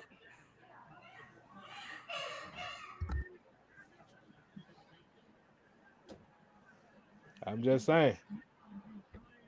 Also, I want to get this off my chest, just in case Dean Pease, in the 1% chance that he's watching. I feel like the key to winning against the Tampa, even though this is for another day, I feel like the key to winning against the Tampa Bay Buccaneers is that when we play base base personnel against the run, that we have to be conscious of who we're dropping back, because that's when Brady used to dial in those in-breaking routes across the field, because we would have like an end dropping in the coverage, and by the time he got into his spot, he couldn't even react to the ball that was being thrown. So we have to be careful about that. Maybe play with nickel coverage and base coverage and dime coverage, all of it. Like just keep them going, and we got to use different coverages. We got to go cover 2, cover 4, cover 6, cover 2 man, cover 1. throw it all, do it all. Because against Brady, like you can't play 1 or 2 formations or 1 or 2 coverages. You gotta just do everything. And also Dean Pease, I love you. Thank you for carrying this team. Then you gotta remember that last Tampa Bay game. You gotta remember Tampa Bay had to throw balls to the wall to beat the damn Falcons. That's what the pick sixes at the end of the damn game was. Those was balls to the wall. We finna bring more than you can block. That was a week 2 game too, K-Styles. That's why I was saying that we're not the same team. Like we faced the Tampa Bay the first time. We didn't even have Anthony Rush on the team yet. We didn't even play Mike Pennell. He wasn't even activated. He was on the practice squad. So this is like a whole, like you seen this team early in the league, and that's what's scary about when you play your division rivals twice. Like this is a whole different defense. These guys got a lot more confidence. Like these guys we're seeing now, like Jalen Hawkins wasn't playing at that time. I mean, you got all these guys. Darren Hall wasn't playing. Like this is a whole different defense. So Tom Brady might as well say you're playing a whole new team. Like they might as well come in and have a whole new, like you're gonna have a whole new game plan because it's not the same defense. It's not the same team. So I think maybe on offense, because I think at that time we still had Calvin Ridley, if I'm not mistaken. So yeah, we may be a little bit worse on offense when it comes to like we don't have all of our weapons because we don't have Hayden Hurst either. He's injured. But on the defensive side of the things, I think we're playing a lot better than we were in that first matchup, early in the season. So you can't look at based off of last time you played a team, coming into this game where we're going to do the same thing we did last time to them. Because this is a whole different team playing with a whole different mentality at this point of the season. Right. Yeah. We got the $4.99 super chat here. Weezy B said Matt Ryan is the modern day Dan Marino. Yeah. Sounds. I don't think anybody ever mentioned or say that Dan Marino isn't a Hall of Famer because he never won a Super Bowl. Right? He's always had the talent. He just never had a defense. Hey, I got a question though. I got a question. I want the whole chat to answer this question. Uh-oh. If Super Bowls is the only criteria for Hall of Fame, why hasn't Trent Dilfer been in the Hall of Fame or Brad Johnson? Because that's all y'all ever bring up. I'm just saying. I want that to be a question that everybody answers in the chat. Like I said, if Super Bowls is the only criteria for Hall of Fames, why hasn't Trent Dilfer nor Brad Johnson been in the Hall of Fame yet? I want to know if you even know what the criteria to get in the Hall of Fame. Exactly. I mean, I can name great players that don't have Super Bowl trophies. Like you can talk about the greats. You don't even have to go digging for like the Trent Dilfers and you can look at like the Randy Mosses, the Terrell Owens, like the guys that everybody know, like they household names. You got their jersey in your closet somewhere. That's an old jersey, like a throwback jersey that don't have a Super Bowl ring. I mean, you got numerous guys, like you said, the Dan Marinos. I mean, I can go down a list of guys that everybody know that either never played in a Super Bowl or doesn't have a ring. Like that's a team accomplishment, not a one player accomplishment. And that's what we keep talking about. Like we keep comparing Matt Ryan to guys that had Super Bowls, but that's a team accomplishment. We see guys like Nick Foles. He has a ring. He was a Super Bowl MVP. Nobody's going to argue that he deserves to be in the Hall of Fame. And if you do, you need to be drug tested.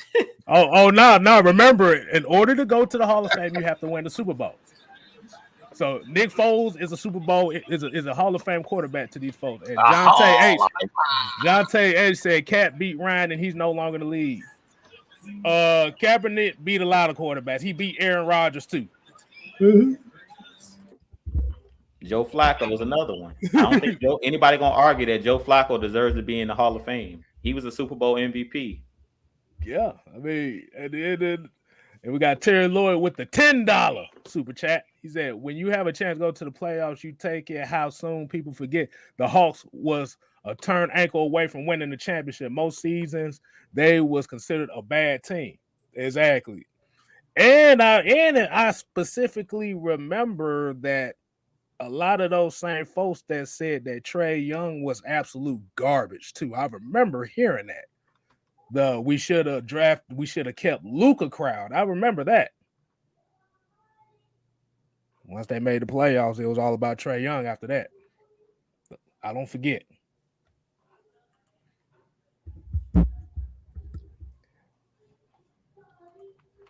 Hey, but you got, look, Sheldon, you got to look at the comments that be on all these videos we put out. They say that in order for you to be a Hall of Fame quarterback, you got to have a Super Bowl ring.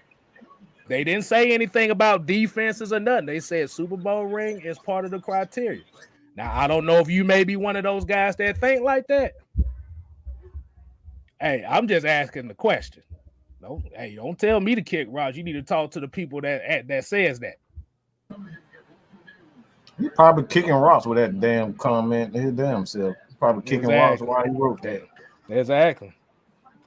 Hey, Mike, you might want to put that comment up again. That you had where you call it the AFN comment of the week. You might want to put that up again. Oh God, really? These are the type of comments we get all the time. Oh, let me see if it's in here. I got it.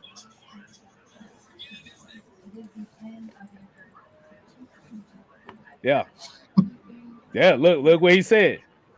It's no way impossible for Matt to go in the Hall of Fame with 0 Super Bowls and 1 league MVP. Wasn't he just in the comments? Yes, he was. Yeah. That's why I said. Yep. He was just in the comments just a while back ago. This is the same guy. So Sheldon, this is one of the guys that said, if you ain't got a Super Bowl ring, you don't deserve to be in the Hall of Fame. Oh, and tell me, like, I know Phillip Rivers probably isn't going into the Hall of Fame, but or maybe he is. And if he is, most definitely, Matt Ryan is, because he won MVP, and Phillip Rivers, I don't think is. It maybe remind me if he has, but I don't remember he has. Phillip Rivers never did. Exactly. Matt Ryan is as quality as it gets, and he fills with anticipation. Not only with that MVP year, but they also went to the Super Bowl, which not a lot of quarterbacks have. So he's a Hall of Fame quarterback. You cut it any way you want to do it, and he's still balling out. And how old are you? 36? Oh no. Okay, yeah, I rest my case. This should not be. Hey, look, and then nobody talks about how Phillip Rivers had one of the greatest running backs of all time and one of the greatest tight ends of all time, and one of the best defenses in a 7-year span, and didn't even get to an 8. Well, they lost in the AFC Championship game, but that's about it. Yeah, this is just becoming sad that we have to, constantly remind people what Matt Ryan has done. If y'all watch these damn games, y'all should know what he does. Here you go. All are very good. It's just sad that we have to keep reminding these fans that, since 2008, we drafted Matt Ryan. Hell, we went to the playoffs immediately as soon as we drafted him. I think we lost to the Cardinals. Oh, it was a fairly good game. Mm-hmm. Hey, look, I tell Fair Play Sports there's the Hall of Very Good. Then you need to take about 30% of the Hall of Famers out the Hall of Fame. Y'all to the Hall of Dumbass comments. I'm gonna create my own damn. Hall of Dumbass comments. That's what I'm gonna do from this point on. Saying dumb crap like that. Hey, look, like I said, the Hall of Very Good. Like I said, then you need to take about 30% of those Hall of Famers. It's in the Hall of Fame right now, and get them out because they was in the Hall of Very Good too. But did you notice? You notice that he tried to etch out every last one of Matt Ryan's accomplishment. That y'all didn't catch that? Like everything Matt Ryan did, he literally tried to etch out. Well, if you take away the MVP, you take away. He literally did all of that. So it's quarterbacks who never won an MVP, and Drew Brees. He's still a Hall of Famer. He has not done things that Matt Ryan did. And again, the same thing with Tom Brady. There's things that he hasn't done that Matt Ryan has done. Look. Look, your boy said the Hall of Fame has become tainted. Hey, homie, when did they become tainted? Because I need to figure something out. When has it become tainted? I need to know. T.O. got in there? I guess that's why y'all saying that. When did it become tainted? I need to know. I think the people want to know. The people want to know. And we got you. Hold on, my bad. We got hold on. Where's that? My bad. I just saw the $5. Ooh, Jim McMahon. You can put it back up after. Go ahead. Okay. Devon Johnson said Jim McMahon going to the Hall of Fame. Bro. So one of the great defenses of all time, boy. One of the great defenses of all time. Bro. This man out here with a 5-7 record with wide receivers I can barely name. You looking for that comment, K-Styles? Yeah, what was the comment you just had up? It was this one right here. Doing too bad with what he's got to work with. So he said, I think here's the problem with the whole Matt Ryan issue. See, I think a lot of people are going from the fact that saying he's part of the problem instead of saying that okay, he's underachieved for what he had. See, those are two different arguments and those are two different mindsets. You could say Matt Ryan has. Now, I know where you're about to go with this, but I'm just saying this only because they're using the wrong word. You should say, "Oh, he hasn't accomplished as much as we wanted him to." You can say that. Go ahead, Mike.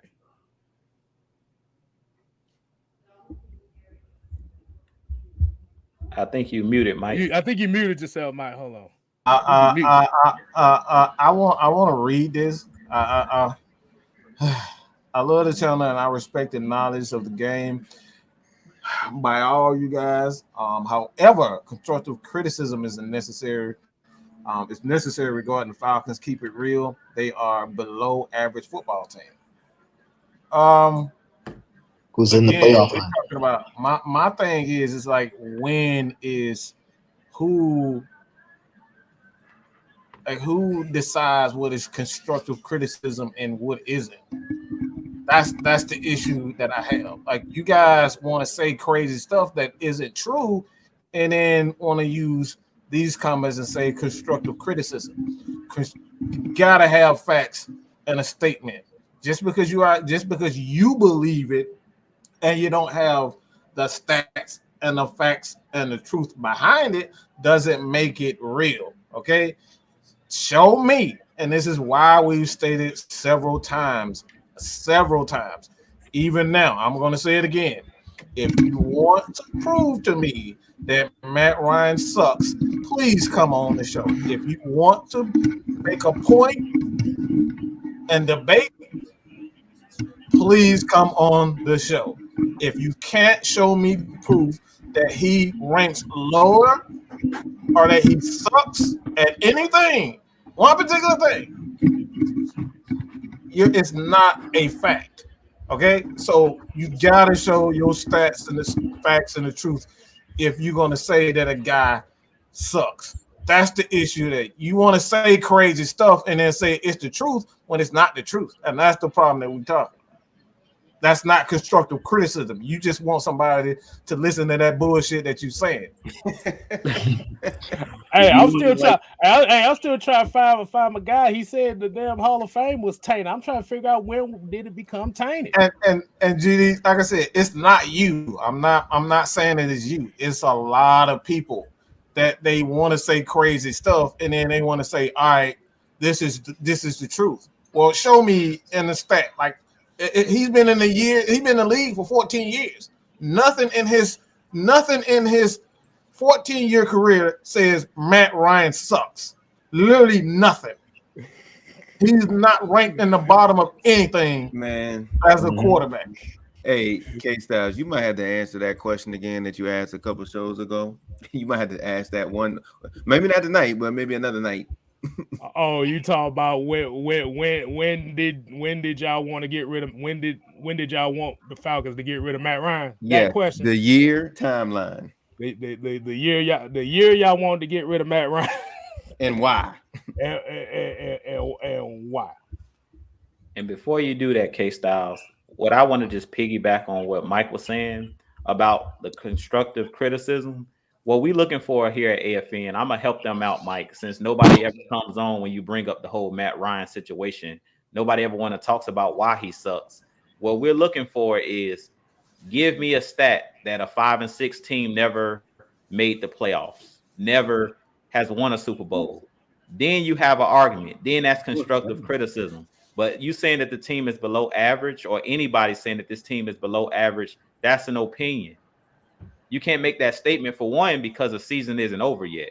Now, once the season ends and we have this is complete, because we kind of in the process of the season, and that's why I keep saying we're seeing small victories with this team. They're slowly making progress towards being a better team.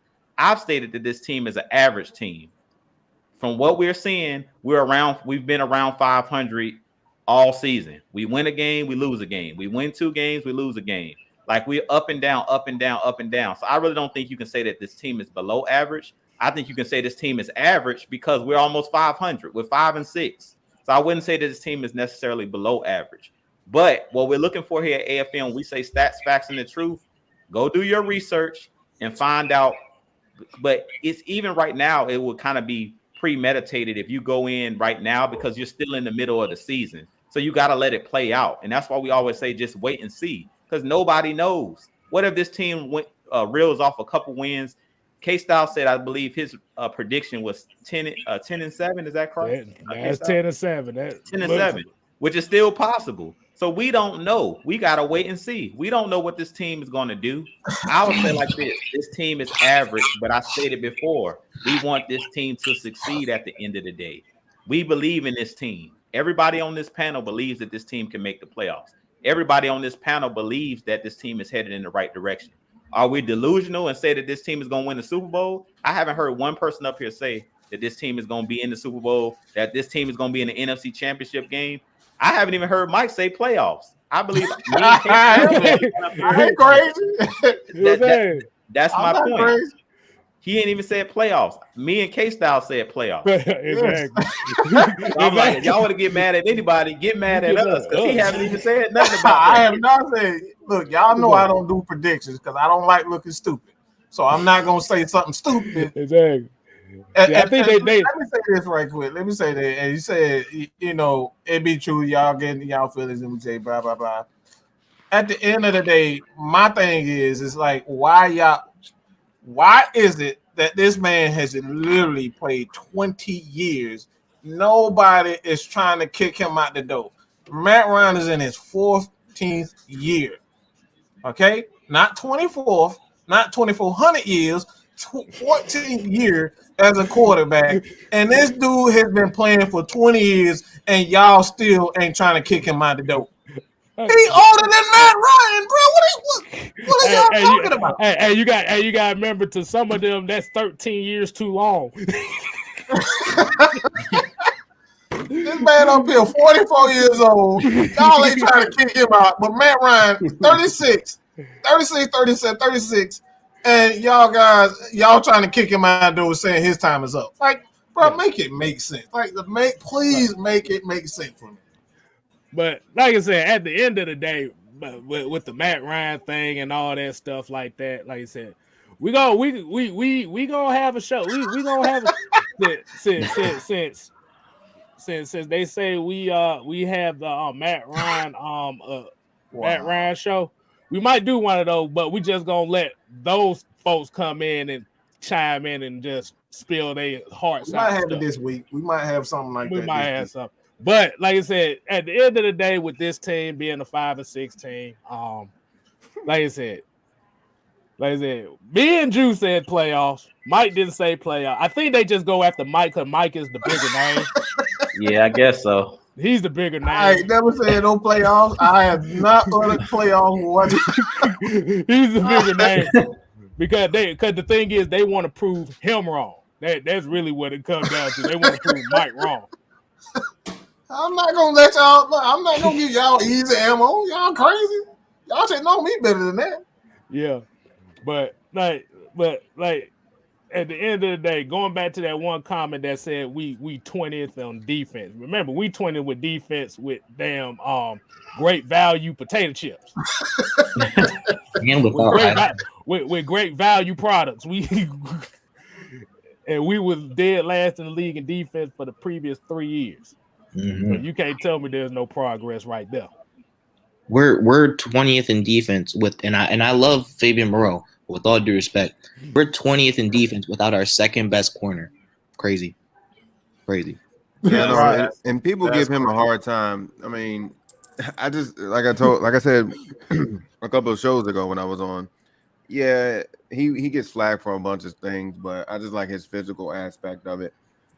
Most of the flags that he gets is just simple nonsense, really. Half of the time, yeah, people falling, and then they're still calling it on him because he's checking. But I think he's doing a fairly decent job as a number 2. Flags in off coverage, which he really shouldn't be in, because he's really good in press. Like he's good. Like you try to run a go route on him, you're not gonna beat him because he used to be a running back and played track. You're not gonna beat him. Yeah. One thing I love about him the most is probably his tackling, his open field tackling. Exactly. Amazing. I don't know why this this team is like a box of chocolates. Yeah, that what you gotta get. Jenny. Jenny.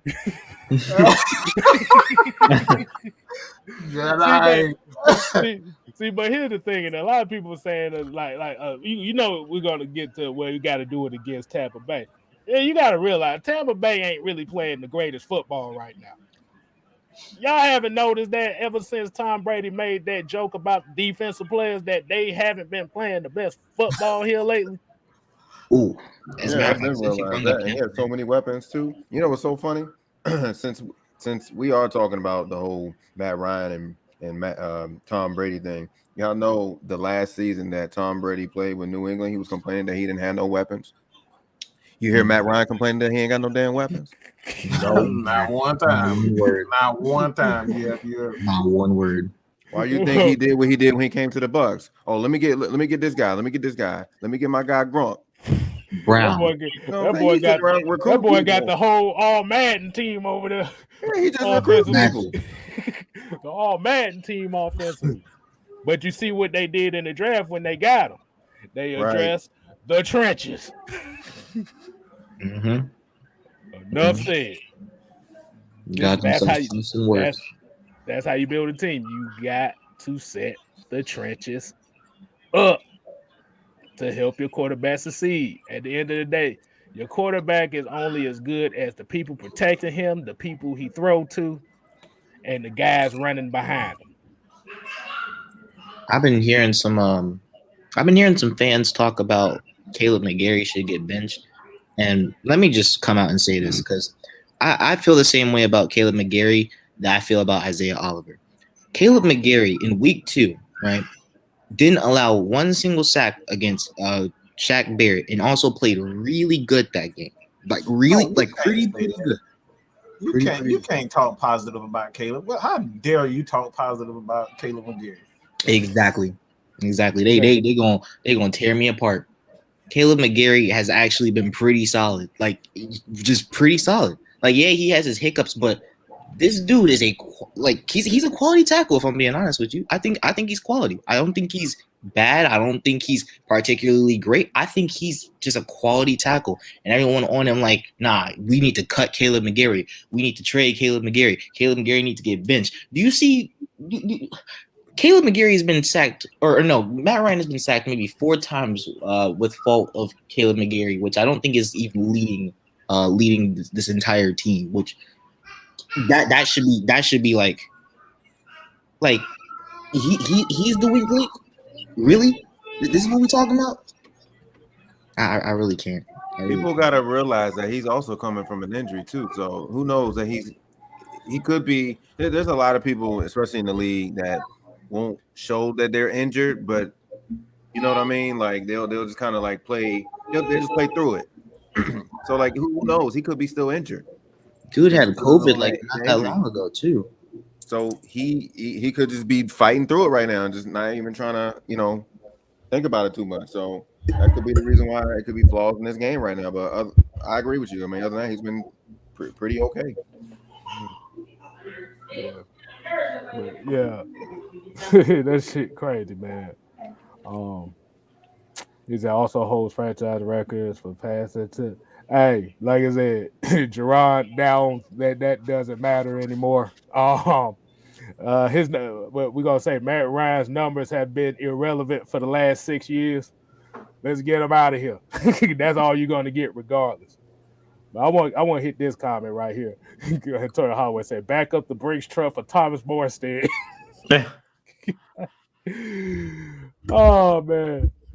Hey man, hey, we gotta show special teams some love, man. We gotta show we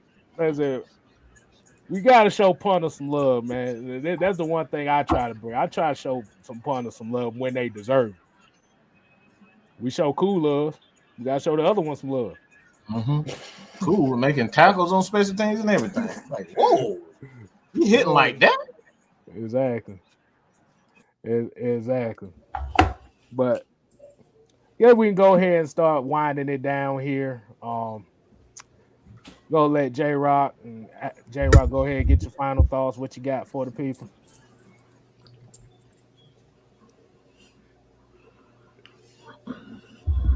J-Rock. I'm sorry. I'm reading the chat. Oh, you good. Are we closing out? Yeah, we're going to close it out. Yeah, like I said, this was a good win today. I expected us to bounce back after getting, pretty much shut out for the past 2 weeks. I know it sucked, but we just, like we always say, we always got to hold on and just move on to the next game. But we already knew what was going to happen going into this game. Mm-hmm. I believe Cordell was a game time decision again today. Yep. So, like I said, him being on the field is a big difference maker. Like it shows a lot. But and who knows? Like when we're talking about his injury, I mean, he may not be 100%, but shoot, he showed his ass out today. So we're on at home again. So hopefully we can get this win. Make sure y'all follow AFN on Twitch. Also follow on Discord. We passed the 50 follower mark, but we ain't gonna stop at no 50. That was just the main goal. So till then, we trying to get popular over there on the Twitch side as well. I'm gonna drop the link for that and drop the link for the Discord. Discord's been tearing it up today so far. They always show out, especially during when Atlanta plays. So make sure y'all tune in and chat with us. Anybody else can take it away. All right, Alex, what you got? What you got for him, Alex? This was a good win. We're in the playoff hunt. I think we're even in the playoff picture. When it comes to next game, I just want to see more motion and more, and a little bit like more. What's the word? More calculated moves when it comes to motion in the run game, like getting O linemen on safety so we make bigger holes and things of that nature. And defense, DMPs, I say what I had to say. Love you though. And I think, well, I'm not gonna say it, but I think we have a good chance against Tampa Bay, and I'm not being delusional. I think we have a good chance. That's just me. All right, Drew, what you got for him? Drew? So I want to thank everybody for tuning in as always. Like we said, it was a great win today. Any win in the NFL is a great win because, like I said, we can't play this back and forth game. You damned if you do, you damned if you don't. If the team lose, then we say they should have won. When they win, we not happy. Like we got to come be better fans of the team. If we're actually real fans, and we should be rooting for this team to succeed, no matter who they're facing. We are Atlanta Falcons fans. So at the end of the day, we have to change the fan base's culture. And that's what we're trying to do here at AFN. Like, we have to be better fans. Let's be fans of this team. Let's support this team. It's a reason why this team hasn't won at home this year. I'm not putting it all on the fans, but we can be that 12th man as they talk about in Seattle. Go out there and support this team. If I lived in Georgia, which I don't, I live in Florida, I would definitely, go out to the games and things of that nature to support the team. So definitely go out and support this team, man. Like get behind this team. They need the fans. Matt Ryan, Arthur Smith, they're talking about it. They want to build that winning culture because they know that nobody wants to come and watch a loser. But if you're true fans, you're not going to care. You're going to be at that stadium regardless, rooting for this team, cheering your team on. I've been an Atlanta Falcons fan since Michael Vick was drafted by the Falcons, and I've stuck with the team. I've been through with the Joey Harrington years. I remember those years of the Byron Leftwich, the Chris Redmans. I went through all of that before getting Matt Ryan. So now that I have Matt Ryan on my team and I've seen those god-awful quarterbacks, I want Matt Ryan to stay here as long as possible. As long as he's playing well, I'm a stake behind him. But even when we had the Chris Redmans, even when we had the Joey Harringtons, I still was supporting this team. We were supporting this team and doing shows after every win or loss last year. And it was way more losses than wins. We only won 4 games last year and lost 12. So sometimes it's even hard to grind out. And I think Mike and K-Styles can agree with this, that it's hard to grind out content when there's so much negativity. It's hard to grind out content when you're losing games. Like, let's be real, because everything is, how can we fix this? How can we fix that? So like I said, we just have to be better fans at the end of the day. And I'm with Alex. Like I said, I feel like our team can go toe-to-toe with anybody. It's any given Sunday. And that's why I always say during our heavy hitter shows, respect your opponent. We've seen teams this year that weren't supposed to beat, the higher upper echelon teams in this league. And we see it week in and week out where the better team loses because you just have to be better on that particular day. And that's why I want this team to make the playoffs, because it's not like the NBA where you play a series. It's one game. So if somebody catches COVID, God forbid, if somebody gets injured, God forbid, or if you're just not on your game that day, guess what? You just got to be better on that day. So let's get behind this Falcons team, man, and stop saying that we're fans. If you're a true fan, we're going to cheer this team on. And win, lose, or draw, we're going to be right there bleeding that red and black. So I'm supporting this team. I believe that this team, like I said, they can go toe-to-toe with anybody. We're not afraid of the Buccaneers. Just because they got Tom Brady, if the Washington football team can beat them, I believe that our team is better than the Washington football team. We can beat them. So let's just get behind our team and support our team at the end of the day. Make sure you hit all of the channels, Jew Talk Sports, Mad Mike Sports, K-Styles, hit his channel. I believe it's K-Styles 6-Man. Hit his channel as well. J-Rock on Twitch. Make sure you support everybody that was up here. Rakondo King. I got to definitely check out Rakondo's channel because I'm not subscribed, but I didn't realize he had a channel, but I'm definitely going to check him out as well once I get off. But definitely support everybody that's pushing that positive Atlanta Falcons content, because those are the true fans, the ones that are pushing positivity. Let's stop being so negative. We already received so much negativity from the opposing teams. Trust me, all of these teams out here are waiting for the Falcons to fall on their face. They're waiting on us to have another 28-3 moment. So let's really support our team, because we get it from the media and we get it from all of the opponents. So we don't need to have to fight with our own fan base. Like, let's all get on one accord, get on one page, and just get behind this team. We've heard Terrence Mathis. Go check him out. Atlanta Sports Unlimited. He continues to talk about we have to just get behind the team and support. He's a former player. So if him as a former player is saying that it matters when the team is behind, like when the fans are behind the team, he played in the NFL. So if he's saying that, I take his word for it. I've never played an NFL game, but he played in the league at a high level. And he said, man, when we had the fans behind us, it made a difference. So let's get behind these guys, man. Let's cheer these guys on. Let's stop attacking these guys on social media, because we talk about Calvin Ridley. Maybe that's the reason why he's going through mentally, because the fans kept attacking. Let's be real. We don't know what he's going through, but it could have been so much negativity from the fan base and him being attacked every time he dropped the pass, every time he ran backwards, consistently being pressured by the fans. So let's just get behind him. We joke about it here at AFN, him running sideways and stuff like that. But at the end of the day, we support him. I got his jersey on right now. I can't wait till he get back out there on the field, because I'm going to continue to support him. win, lose, or draw. So that's all I ask from all of the fans. Just let's support each other. Let's stick together. We're supposed to be Atlanta Falcons Nation. Let's stick together because all of the other fan bases, they're not divided. For whatever reason, we're divided, whether it's Matt Ryan, whether it's the moves that the team are making. Let's just get behind this team because at the end of the day, Mike made a video, I think about a month or two ago on his channel. Y'all check it out. We don't control anything. So at the end of the day, our job is just to cheer this team on and be fans. We don't have no control over who they sign. We don't have no control over who they cut because it was up to us. Tyler Davidson would have already been cut. So we don't have no control over what goes on. Ain't got to cut. And I got so many downvotes for that.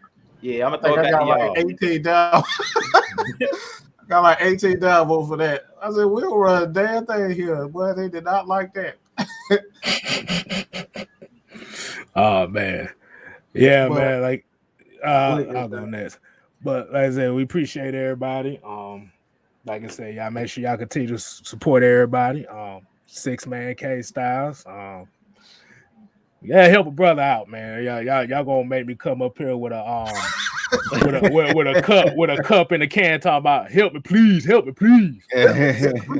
I might have to start doing that because y'all asses ain't subscribing. I'm gonna need some help. Y'all keep looking, but y'all ain't hitting the subscribe. Yeah, y'all watching, but y'all like fuck K Styles.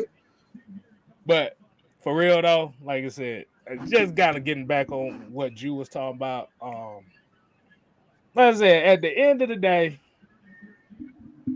rather it just be okay. We tired. We've seen enough of the losing. And we talk about we need to move on. The only issue that we have about people talking about moving on is nobody has a game plan on what the team should do as far as moving on. And you're thinking that just one player is going to make the big turn, make the biggest difference. You got to have a game plan when it comes to that. And that's the only thing we ask when it comes to that. But it always seems like a lot of people don't have that game plan. But like I said, we got Tampa Bay coming up. This is the game that a lot of people are like a lot of the Falcon faithful are definitely saying we're going to get blown out by. Like I said, Tampa Bay has not been playing the best football in the last 3 or 4 weeks.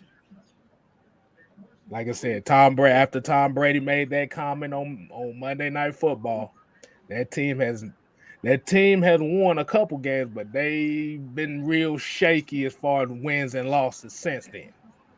So, like you said, you still got to punch a chance. Hey. And oh God, this clown. He gonna show up at the last moment and then try to punch. You see that? We haven't played the best football. Yeah, I know he was gonna come in with a negative comment. I was just waiting for him. He can't say hello. He just come in with the first.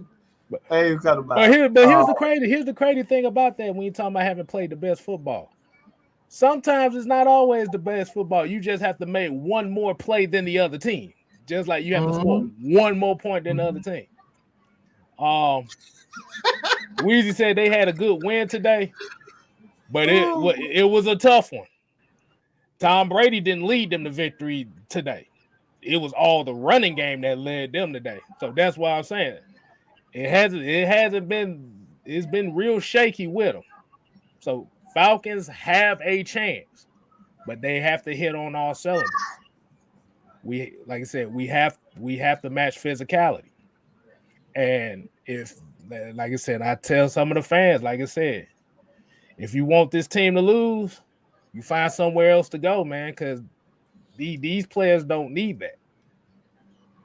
Like you said, Terrence Madden said you got to get behind. These players want the fans to get behind. And stop trying to break into players' cars.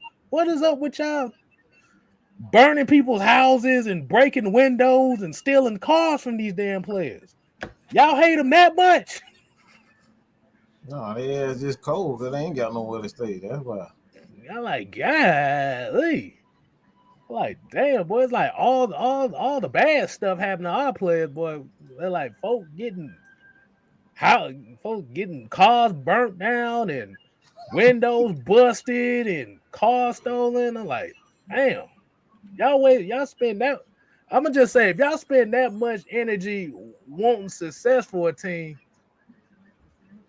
if it's not matching up to what you want right now, there's 31 other teams you can go root for that matches your criteria. And at the end of the day, we ride down over here. You see my shirt? We got our ass whooped yesterday. You see this shirt? I wear that proudly. That's my team. So the one thing you can say about K-Styles is I don't bandwagon nobody shit. That's all I gotta say. Well, I'll keep it short and simple.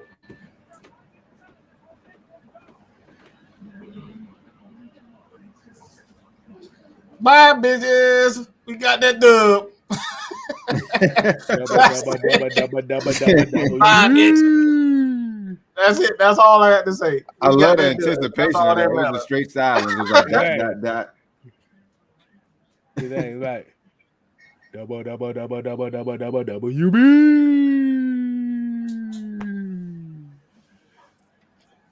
But yeah, man, like I said, it's a W.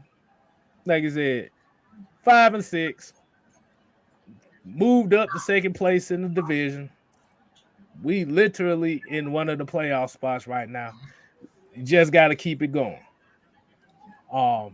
I ain't gonna say anything about the rest of the teams here, but like you said, they just have to play no scared football. That's all I gotta do. And if anybody else ain't got nothing here to say, bye, bitches. We got that dub. All right, people. These boys over here at AFN. You know how we say it here. We ain't here to. Oh, and one thing, we're gonna do kicking it with K-Styles tomorrow. It's gonna be a different type of cooler talk. And we want all the people that want to move on from number 2. We especially want them to show up tomorrow because we want to hear your plans for the future and what your plans for the Falcons for that. So that's gonna be a show for y'all. We want that. We want y'all to come. We're gonna be talking to ourselves. We're gonna be talking to our damn selves. Look. We'll open the line and let y'all spill what y'all want to say. And like I said, we're gonna be unbiased. We're gonna sit back, let you speak, and then we just gonna ask questions. That's all we're gonna do. Ain't gonna be no confrontation here. So we need to hear some game plans and not just one thing. We need a multitude of game plans that's gonna help this team get better in the future. But yeah, like I said, here at AFN, we ain't here to play. We here to stay. You ain't gotta go home. But you gotta get the dub up out of here. WB. Deuces. Oh man.